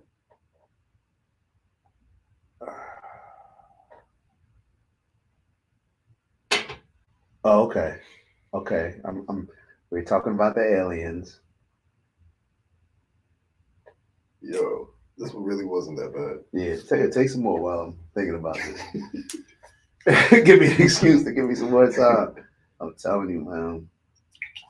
Shout out to my boy Jonathan. Without the H, man. Yeah, this is what's draining how our you soul. found out there's no H in Jonathan's name. That because was me at the all right, so this is what I'm gonna tell you. I'm glad we could pivot this. Thank you for that. It's because they wear name tags, but and I'm not big on name tags. And this is what this could get a little much. So it's you wanna know why? Because the reason why I'm not big on name tags is because one of my mentors who one of my mentors, my former partner, and I'm not big on name tags. But the reason so what's behind it is like, when somebody wears a name tag, it just to me that just diminishes like, ask me my name. You know what I mean? Like it diminishes the relation. Now you got somebody coming to you and it makes it impersonal. Yeah. You feel soulless. You know what I mean? You just got a name, you know what I mean? But what I was gonna say about the soulless beings is when you have people that, oh my God, I forgot it again. This must be my mom telling me this is the ancestor telling me like, yo, don't go down that path. This is 100% somebody telling you don't go down that path. But I'm going down it. I just feel that they're removing our souls and our connection to each other. And I really don't know. I was about to make a specific point. And I don't know. We'll touch on it. But just us being such soulless beings, it was something maybe mixed in with the aliens, something maybe with our food. But I don't know. I feel like if you remove people's soul, you can convince them to pretty much do anything. The machines, the robots. Bro. You can convince a machine to do anything. You can tell a robot to do anything. Yeah. Oh, think about it. We live in a world where everybody's taking fluoride. Yeah. The cities, the most populated areas, what do they have on the ground? Cement. Yeah, I didn't know if that was a trick question. Cement, roads. Yeah. Roads. We are supposed to, when we wake up, just like we get energized by the sun, we get energized by the earth when we put our feet, on the earth, on the sand. Like when I wake up in Miami and I'm on the beach, it's a different feeling when I actually feel that cold sand, you know what I mean? Oh, yeah. And it's like, like, what's going on here? You really feel energized. And when you take the largest populations of our people and you remove their connection to the earth, you remove their connection, tell them, there's a pandemic, stay inside, don't go outside. Removing from the vitamin D, removing all these things. You know how you feel when we in Miami. You know what I mean? It's a different energy. You're telling me something I actually was feeling like 2 weeks ago, maybe 3 weeks ago, and I was going through it. Yeah. Anxiety, panic attack. Like I'm feeling all types of ways, and I couldn't figure it out. I'm inside all day. I'm eating eating takeouts, the food, running up mind you, I was running up the Uber Eats. Running it up, and it's all those things combined. I wasn't going outside. If I'm going outside, I was going to somewhere I shouldn't. Drinking, barely drinking water, barely doing the stuff. And a friend had told me like, just cool out, meditate, and actually go stand in your yard. Go stand in your backyard. You want to do the front yard, go in your backyard, or go to the beach. But it was Jersey, so I'm not going to the beach in the wintertime. Took the socks off, standing in my yard. Like 5 minutes later, completely different. Anxiety Pretty much gone. Grounded. Grounded is the word for it. Like, mind you, I was high stress, like I had a couple deliverables. I was high stress. I'm talking like, I'm on like 4 espresso shots, maybe 5. And that's another reason my anxiety was up there. Yeah. Took drank some water, cold water, grounded. And it's, when you combine, somebody was even, they went a little bit far from me, but they were saying like, yo, shoes ruined us. That's the first barrier. I'm not you gonna know lie. what I mean? I need my shoes in my I need my shoes. I'll take them off if I'm in a pasture or on the sand. Yeah, but I need my shoes. But when you remove so many different connections with nature, to me, it doesn't feed your soul. And if something's not feeding you, it's draining you. Yeah. So when I think about the pineal gland, without them giving us fluoride, I'm picking out toothpaste. Why they got fluoride in toothpaste when it comes out that they know that shrinks your pineal gland, your third eye? Yeah. That's how you read somebody. Which is, that's how, you know what I mean? Questioning that for a while. That's our soul. I'm like, why is it fluoride?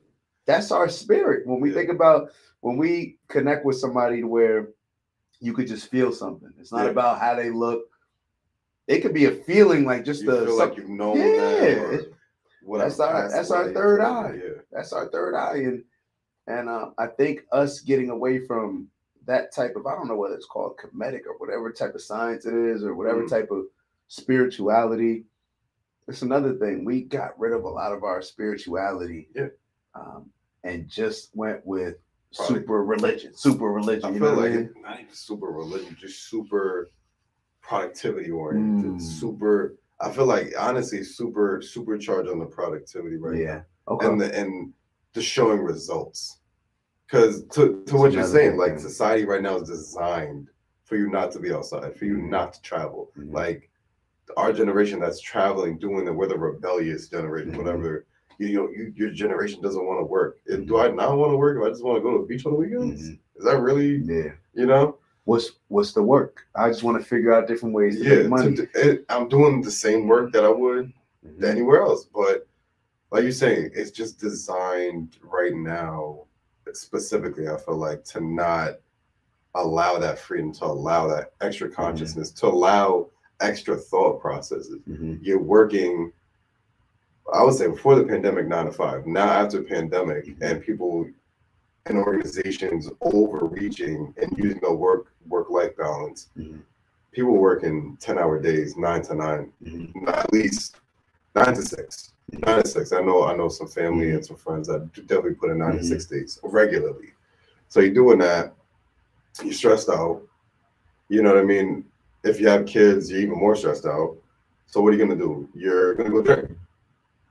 What does drinking do to you? Not even spiritually or anything like that. Dehydrates you, and it's tired, drains your energy, groggy. You take a whole nother day now. You're hungover. Recover. You're not eating. You're not drinking. You're not doing other things. You wake up, put a little bit of breakfast in you on your commute to work. Still not outside. You're listening to the news in the car about how bad the world is. And thinking like, okay, maybe I don't want to go outside this weekend. Maybe I just want to stay inside with the fam. Maybe go watch a movie, consuming more media, and go on your way to work, doing everything, doing your regular shift. Then boom, doing the same, rinse and repeat. Yeah, it's backwards. Yeah, the way we look at life, and even I'm a victim of it as well. Like, you know what I mean? Not saying I'm not a victim. Like I used to, I put in a 12-hour day yesterday. Yeah. And I tell you what, that's one of the biggest blessings being down in Miami. You run into people where I gotta get down there. I'm telling you, you run into people where you hear what they do. And up here, it's a rat race. It's a different rat race. Yeah. Up here is, well, what do you do? I'm a lawyer. I'm an attorney. I'm in sales. I'm in tech. You know what I mean? Like, you have specific things.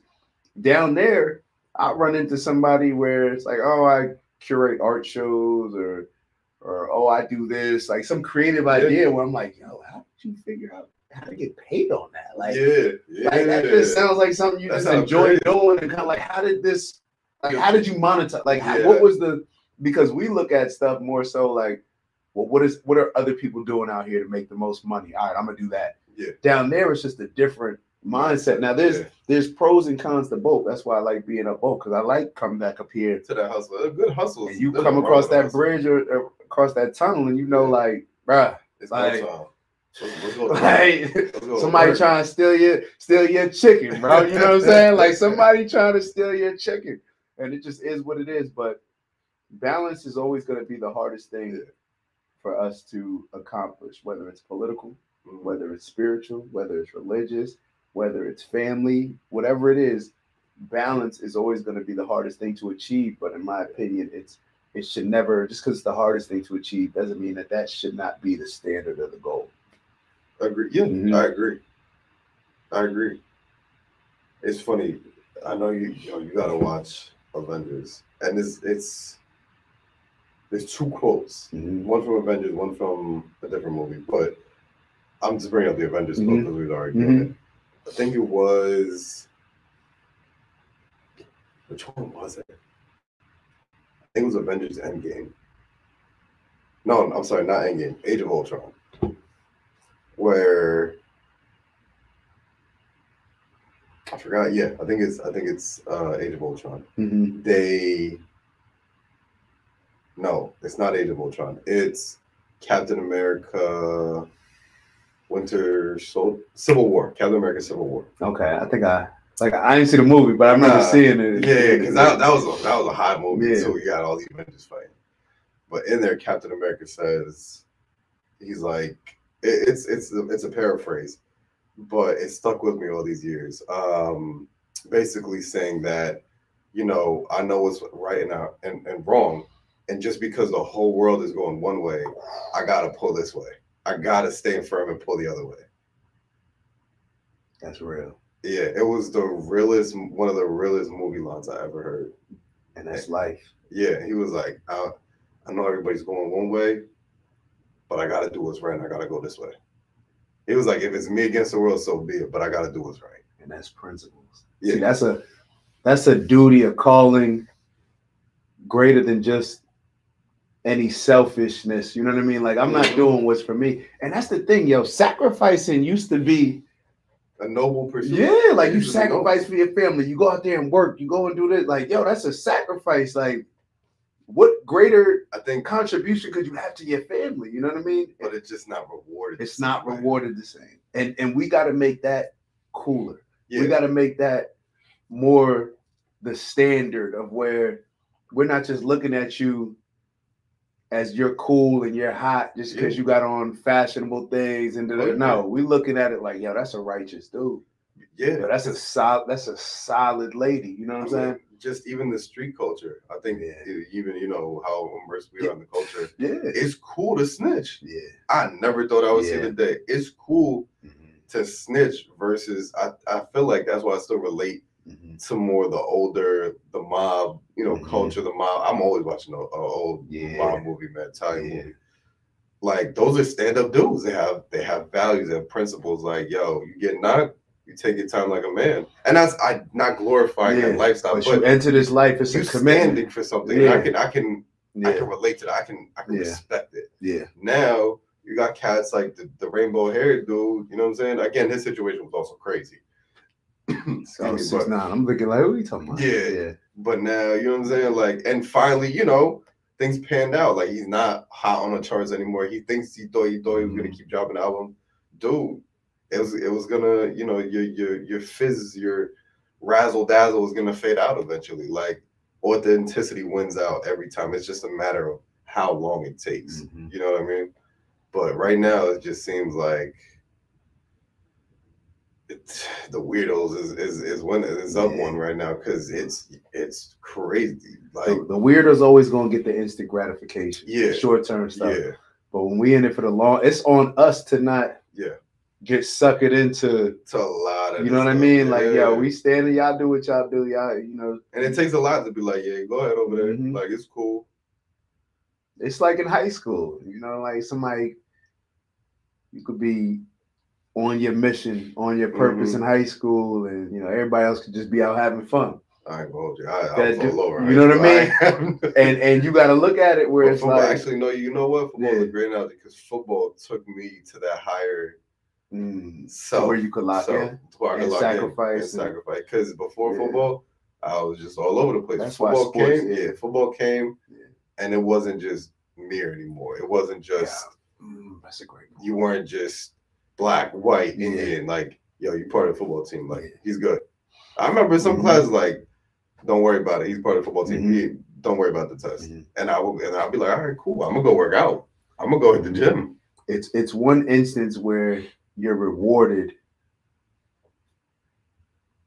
for your hard work, discipline, and determination. Sports. That's why sports is so important, because for all these other things that we're talking about, just being righteous, just standing on principles, you ain't really getting no big reward. You know what I mean? Like, yo, good job, you did the right thing, and then it's like, it is what it is. Yeah. But sports, if you put in the work, if you grind, if you're committed, if you sacrifice, if you do all those things on the big stage, you're gonna be the guy, and and the entire town's gonna see it. So therefore, there's still a certain reward associated with it. Yeah, especially in inner cities or even a town like Montclair, man. Yeah, like, you on a football team, you on a basketball team. Everybody know your name. Yeah, you know what I'm saying. You got in trouble in the town. The cop pulling you over might know your name. Hey, go home, man. I know where you live. Go home, bro. Don't y'all got a game tomorrow? Yeah, don't you gotta get? Tell the coach I said what's up, man. Go home. Shoot. Don't you're a knucklehead. Cut it out, bro. Community. That value, that ideal. You know what I'm saying? Yeah. And there's pros and cons. There's pros and cons to it all. Like, hopefully, you could teach the kid the lesson.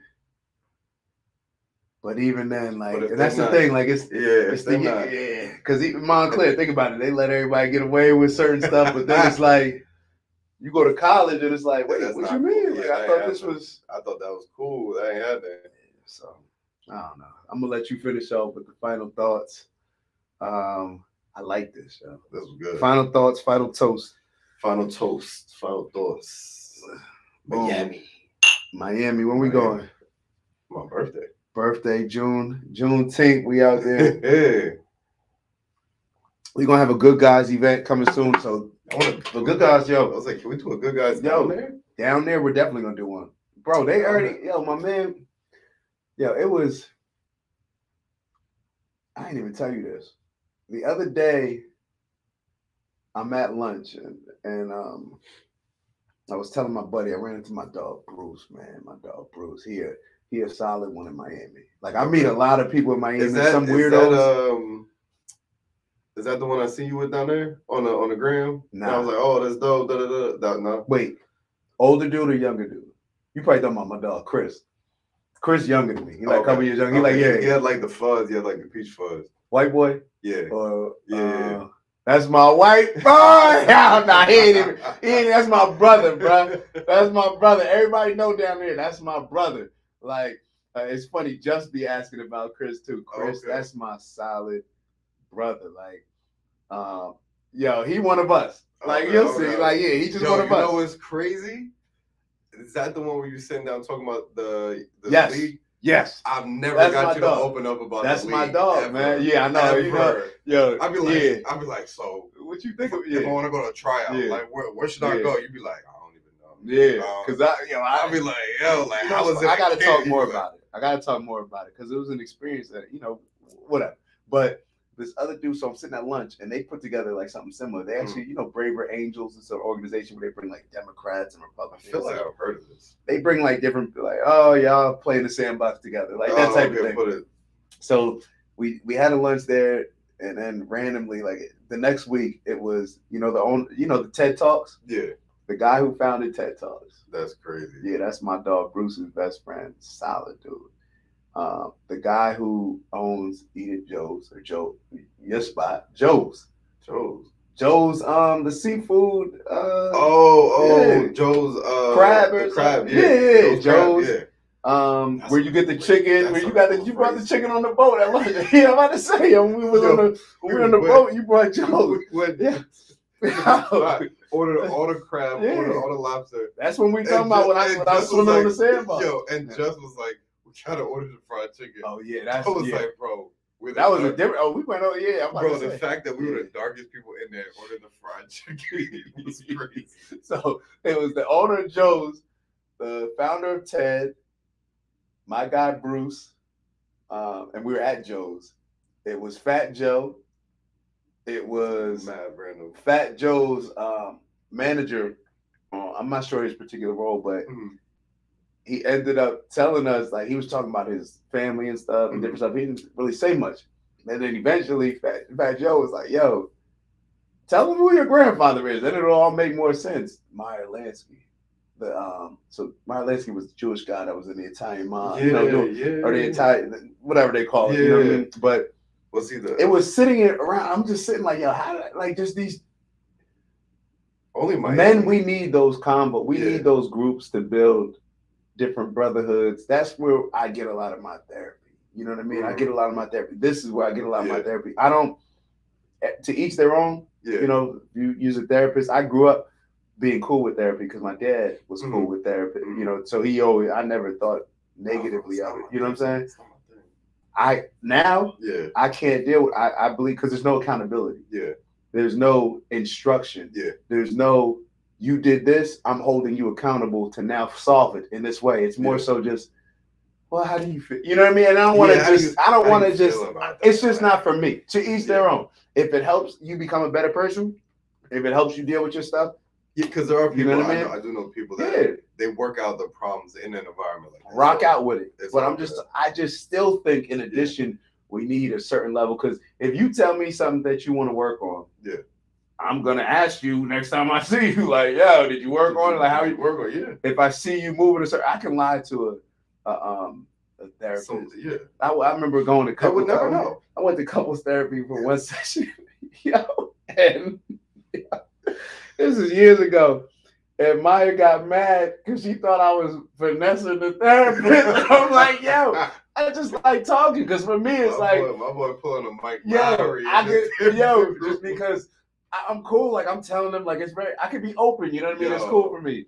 And like, so the therapist was more so just kicking me, like maybe focusing on, well, the issue must be over here because he's so. It's like, the issue must I was like, yo, I'm cool with it. I'm cool. Like, yo, like she seemed cool.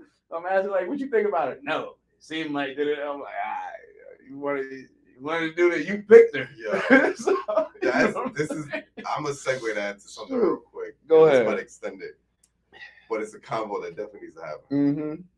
How in the hell do you find a good woman in today's world, bro?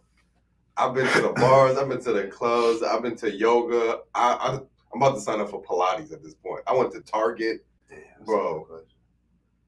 I tried to get lost at Trader Joe's. Yo, I'll be honest, yo.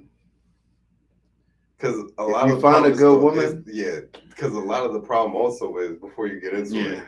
When we talk about the morals and this and that, like it's also the dating morals. The values are so like crazy. Like I started talking to a chick, and she was like, but even before the first date, like, so what steakhouse are we going to? Where in New York are you taking me? I'm like, New York? Can we go grab a coffee? Like, I don't even know your last name. Like, I think. So I'm gonna break it down a little different than how you asked it, but I think there's a lot of good women who, unfortunately, because the influence of society is so strong, it's like you can go bad. Like it's like a good girl go bad, like going bad, just because it's like it's the like norm. They like that saying that too. Like I used to be good, now I'm bad. Like and they think that shit is cool. Yeah, I'm like that's like all right. Cool, you know what I'm saying? Yeah, I ain't finna wife a bad girl. I'm taking a good girl every time. And I say it all the time. Like even this is gonna be a little random when you watch did you watch the court hearing for Fannie Willis, the DA in Atlanta, district attorney? She's talking like she's in the hood, like answering in court, like them asking about payments. Well, they told me it was a G, so I just sent them at that. Like whoa, like, and you can't tell the difference in a lot of ways because the culture is so dominant. Like black culture, hip hop culture, whatever you want to call it, because it's so dominant.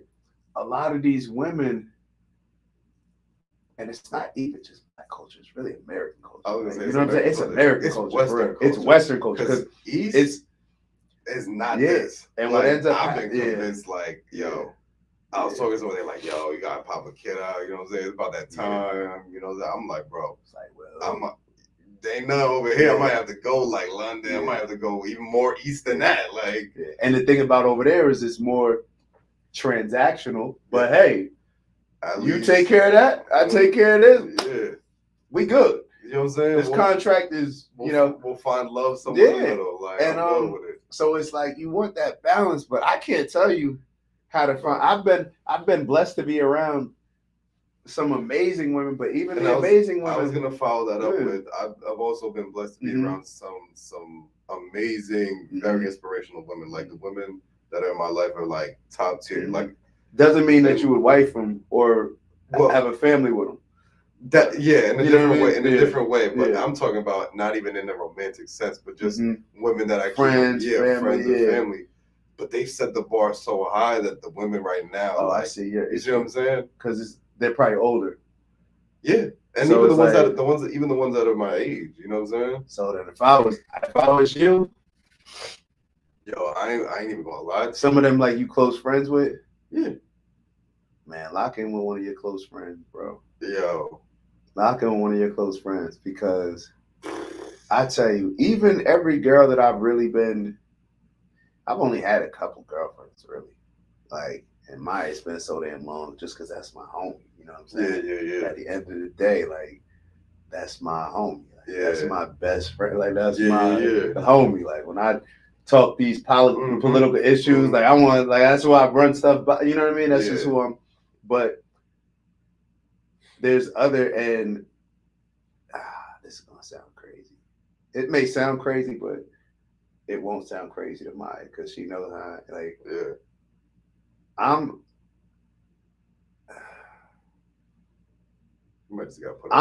real. I like cool women, bro. I love women. You know what I'm saying? Like, I love women. Like, nothing's gonna change that. Like, I love I love female energy. I'd rather be around women. You know what I'm saying? Like, I don't.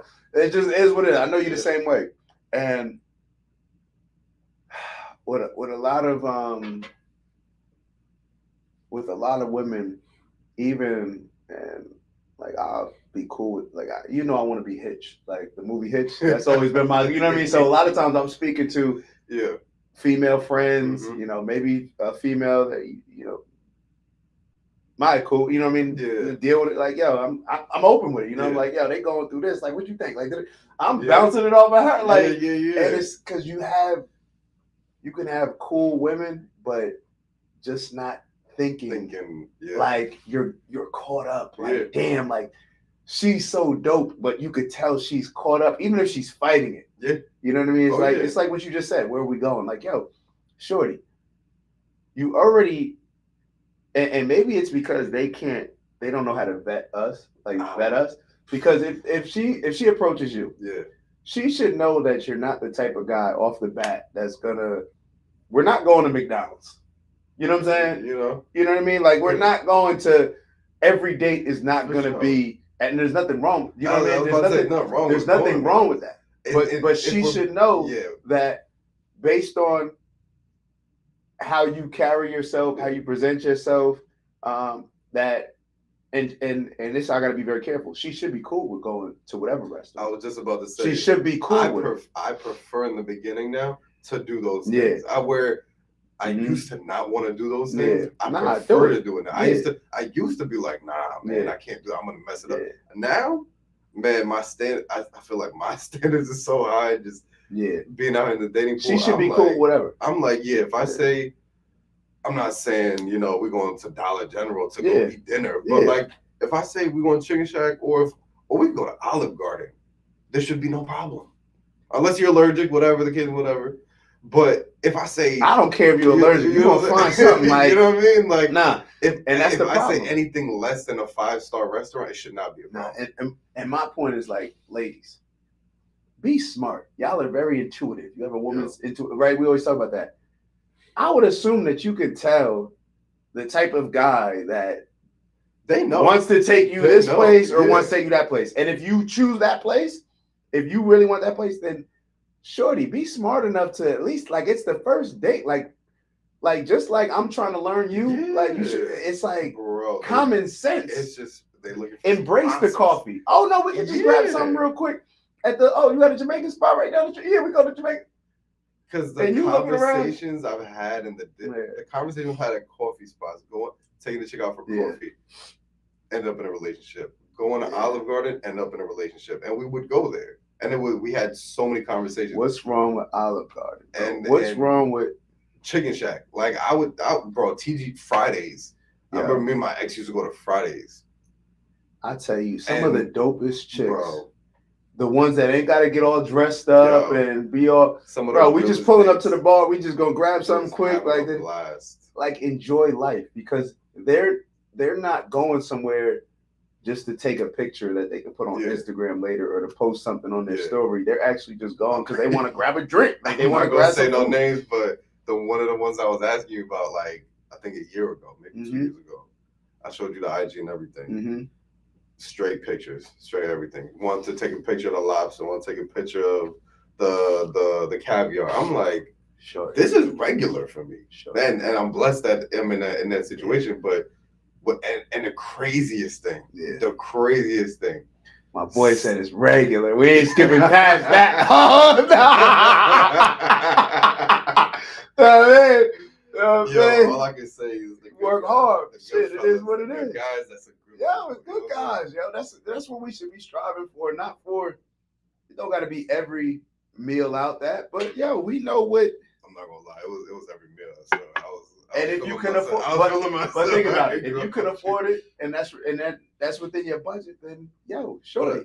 But I was also in a little spinning pattern, like as a single man, reprioritize. Like I hit my objectives. You know what I'm saying? So. And we're celebrating wins, and in that fashion where like Nipsey had like everything mapped out on his whiteboard. I hit that point where I thought I hit in my life, and I was reevaluating.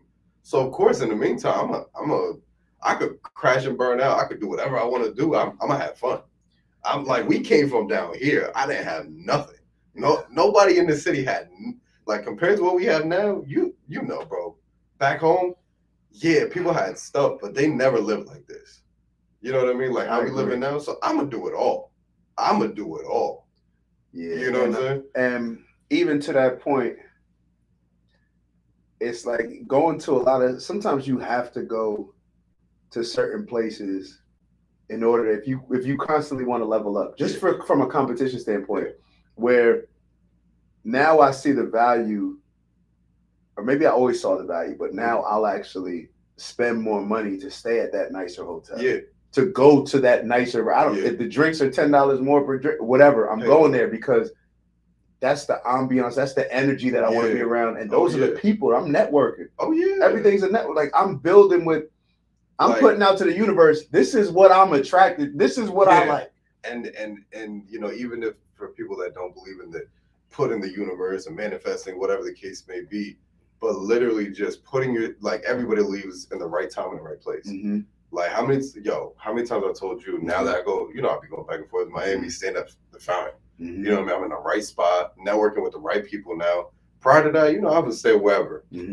Then had a party, had a good time, whatever. But now when we talk, I met so and so over there at the pool. It's important. He owns, that's so and so's cousin that, they both own this conglomerate. They want to crash and have lunch with us, or they want to we're gonna go kick it at the bar. We're gonna talk about how we can link up later, or conversations, or even first class. That's something that I gotta really the feeling and the I don't even want to say treating yourself, but it's worth it. It's 100% worth it. Just you're treating yourself. The customer satisfaction from staying at these places and even first class, right? Getting that towel while everybody's still getting on. I've already boarded. My luggage away. I have a hot towel. I'm stress-free. I'm stress-free. I already have a drink while people are still getting on the plane. And everybody else looking like, what you do? They're looking at what I do. And it's the same. It's letting the universe, using my subconscious to let my conscious know what I expect based on the work that I'm willing to commit to. I know it's not going to come free. I know it, but I'm also at the point where it's now like, I don't need to grind Like I need to grind, but the way that I grind, I don't need to. You know, I need to perform. Yeah. I don't need to grind like it's gonna. You know what I mean? It's telling yourself you need to hustle, but you don't need to be in survival mode. That's the thing. I'm not, bro. I'm in abundance mode. Yeah. Like I expect abundance. Like I mean, I walk around expecting wins. Like I don't even know how else to look at it. I expect to win. I expect. I know that it's not like I know that any room I walk into, I'm gonna be one of the illuminated beings in that room, just based on my energy, bro. I'm a pure soul. Like I'm dope. Like what you mean? Like why would you not want to kick it with me? Like why would you not want to learn more about me? Like why would you not want to argue politics with me? Like it was gonna be exciting. It's gonna be. I don't know. Like I've just gotten to that point where I'm just super comfortable with who I am. And when I say I'm super comfortable with who I am, I understand that who I am is always going to be somebody that's always looking to elevate. So it's not super comfortable with being comfortable. I'm comfortable with the fact that this ain't never going to be comfortable. You know what I mean? This ain't never. I'm good here. Yeah. And I don't need to. Well, all right, if I just get that to that point, then I'll celebrate, or then I'll appreciate it, then I'll live life. And I just get to. Nah, I'm gonna live it here. I'm gonna live it the whole journey. You know, enjoy it. I'm not waiting until 20 years from now when my parents can enjoy that. You know, that's not fair to them. I want to just live life, have amazing connections with people, build with my brothers, do stuff that other people dream of, but just for whatever reason don't feel that they have the ability to just lock it in. Let's build this. Let's buy this land. Let's get this off grid going. You know, let's put some trailers on there, whatever it be. Give me a double wide, and we can just build it. For, you know what I mean? It's a tiny home, whatever it is. Man, I was already looking into the land thing. What's it called? In the state or whatever, where you buy the land and you just build 4 or 5 houses. Man, I done looked into all of it. Yeah. I'm like, man, we have our own little city, little thing, little whatever. That's what we need to start having. And I think, that's the most important part. I'll finish up on this one, and then I'll let you go. But that's the most important, the dopest part about the good guys, and us just having organizations to where it's like there's strength in numbers. Like, you know what I mean? Like there's strength in numbers. Like, oh, we're about to do this. Matter of fact, now we about to, the next good guys, we're going to be in Miami. Yeah. Wait, y'all brought 20 dudes to Miami? Now it's like, now the companies want to work. Wait, y'all, that's all like, strength. What you mean? Y'all, that's all strength. Y'all coming to our business, spending, like, well, next year we looking for our next destination. Oh, we looking at Cabo. Now they're competing to host us. Because, and as we're going, we're just building. We're having these type of events, and it's important that, one of the things that I was talking about is having a brunch where everybody, all the good guys, we get to invite, our significant other or somebody that's close in our family. So where now you don't have to go out and spend $1,000, $500 to get dressed real nice and to have your lady looking at you in a respectful way, and show a network of people that are like-minded like you, to where it's like, this professional, like he's coming up to you, like he asking you for like how you don't do. That's how we want it. That's how it should be, because everybody has certain things to give to you know what I mean, to different conversations, different perspectives, in order to help all of us build. So and I was telling somebody, because they was asking about it, and I was like, you don't have to be a certain anything. Like you could be the expert in whatever you're the expert in, or you could not have anything. What do you want to do? Oh, you're not an expert? We got something you want to help us? And I was telling her, I was like, man, you could just be a hard worker, a work ethic, loyalty. I was like, that's a virtue in itself.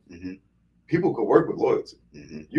I could teach you how to code, but I need loyalty. I need work ethic. I could teach you how to be a cybersecurity expert like me. I just need to know you're gonna work. You know what I'm saying? Everything else will come. You just reminded me to hit knock Quill up, man, while I'm here, my young boy.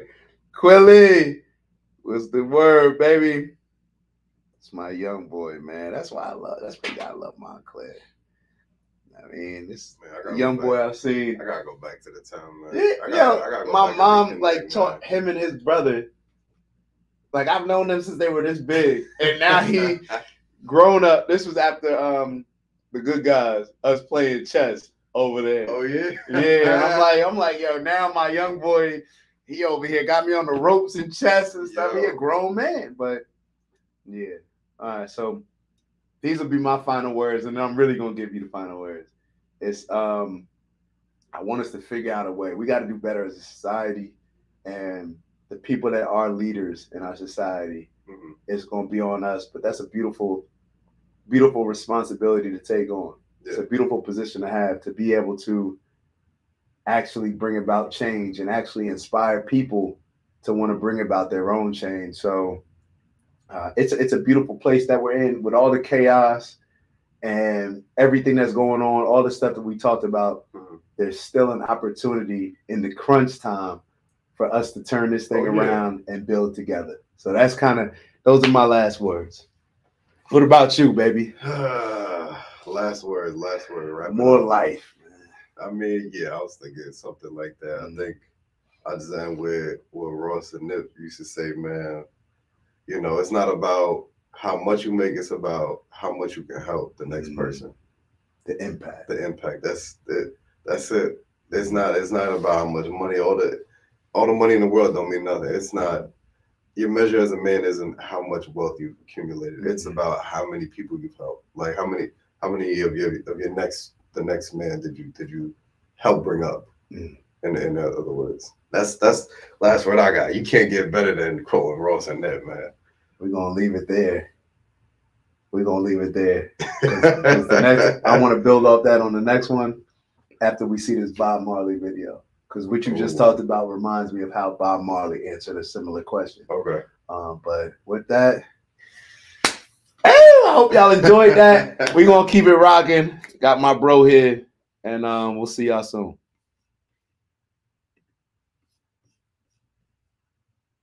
How long?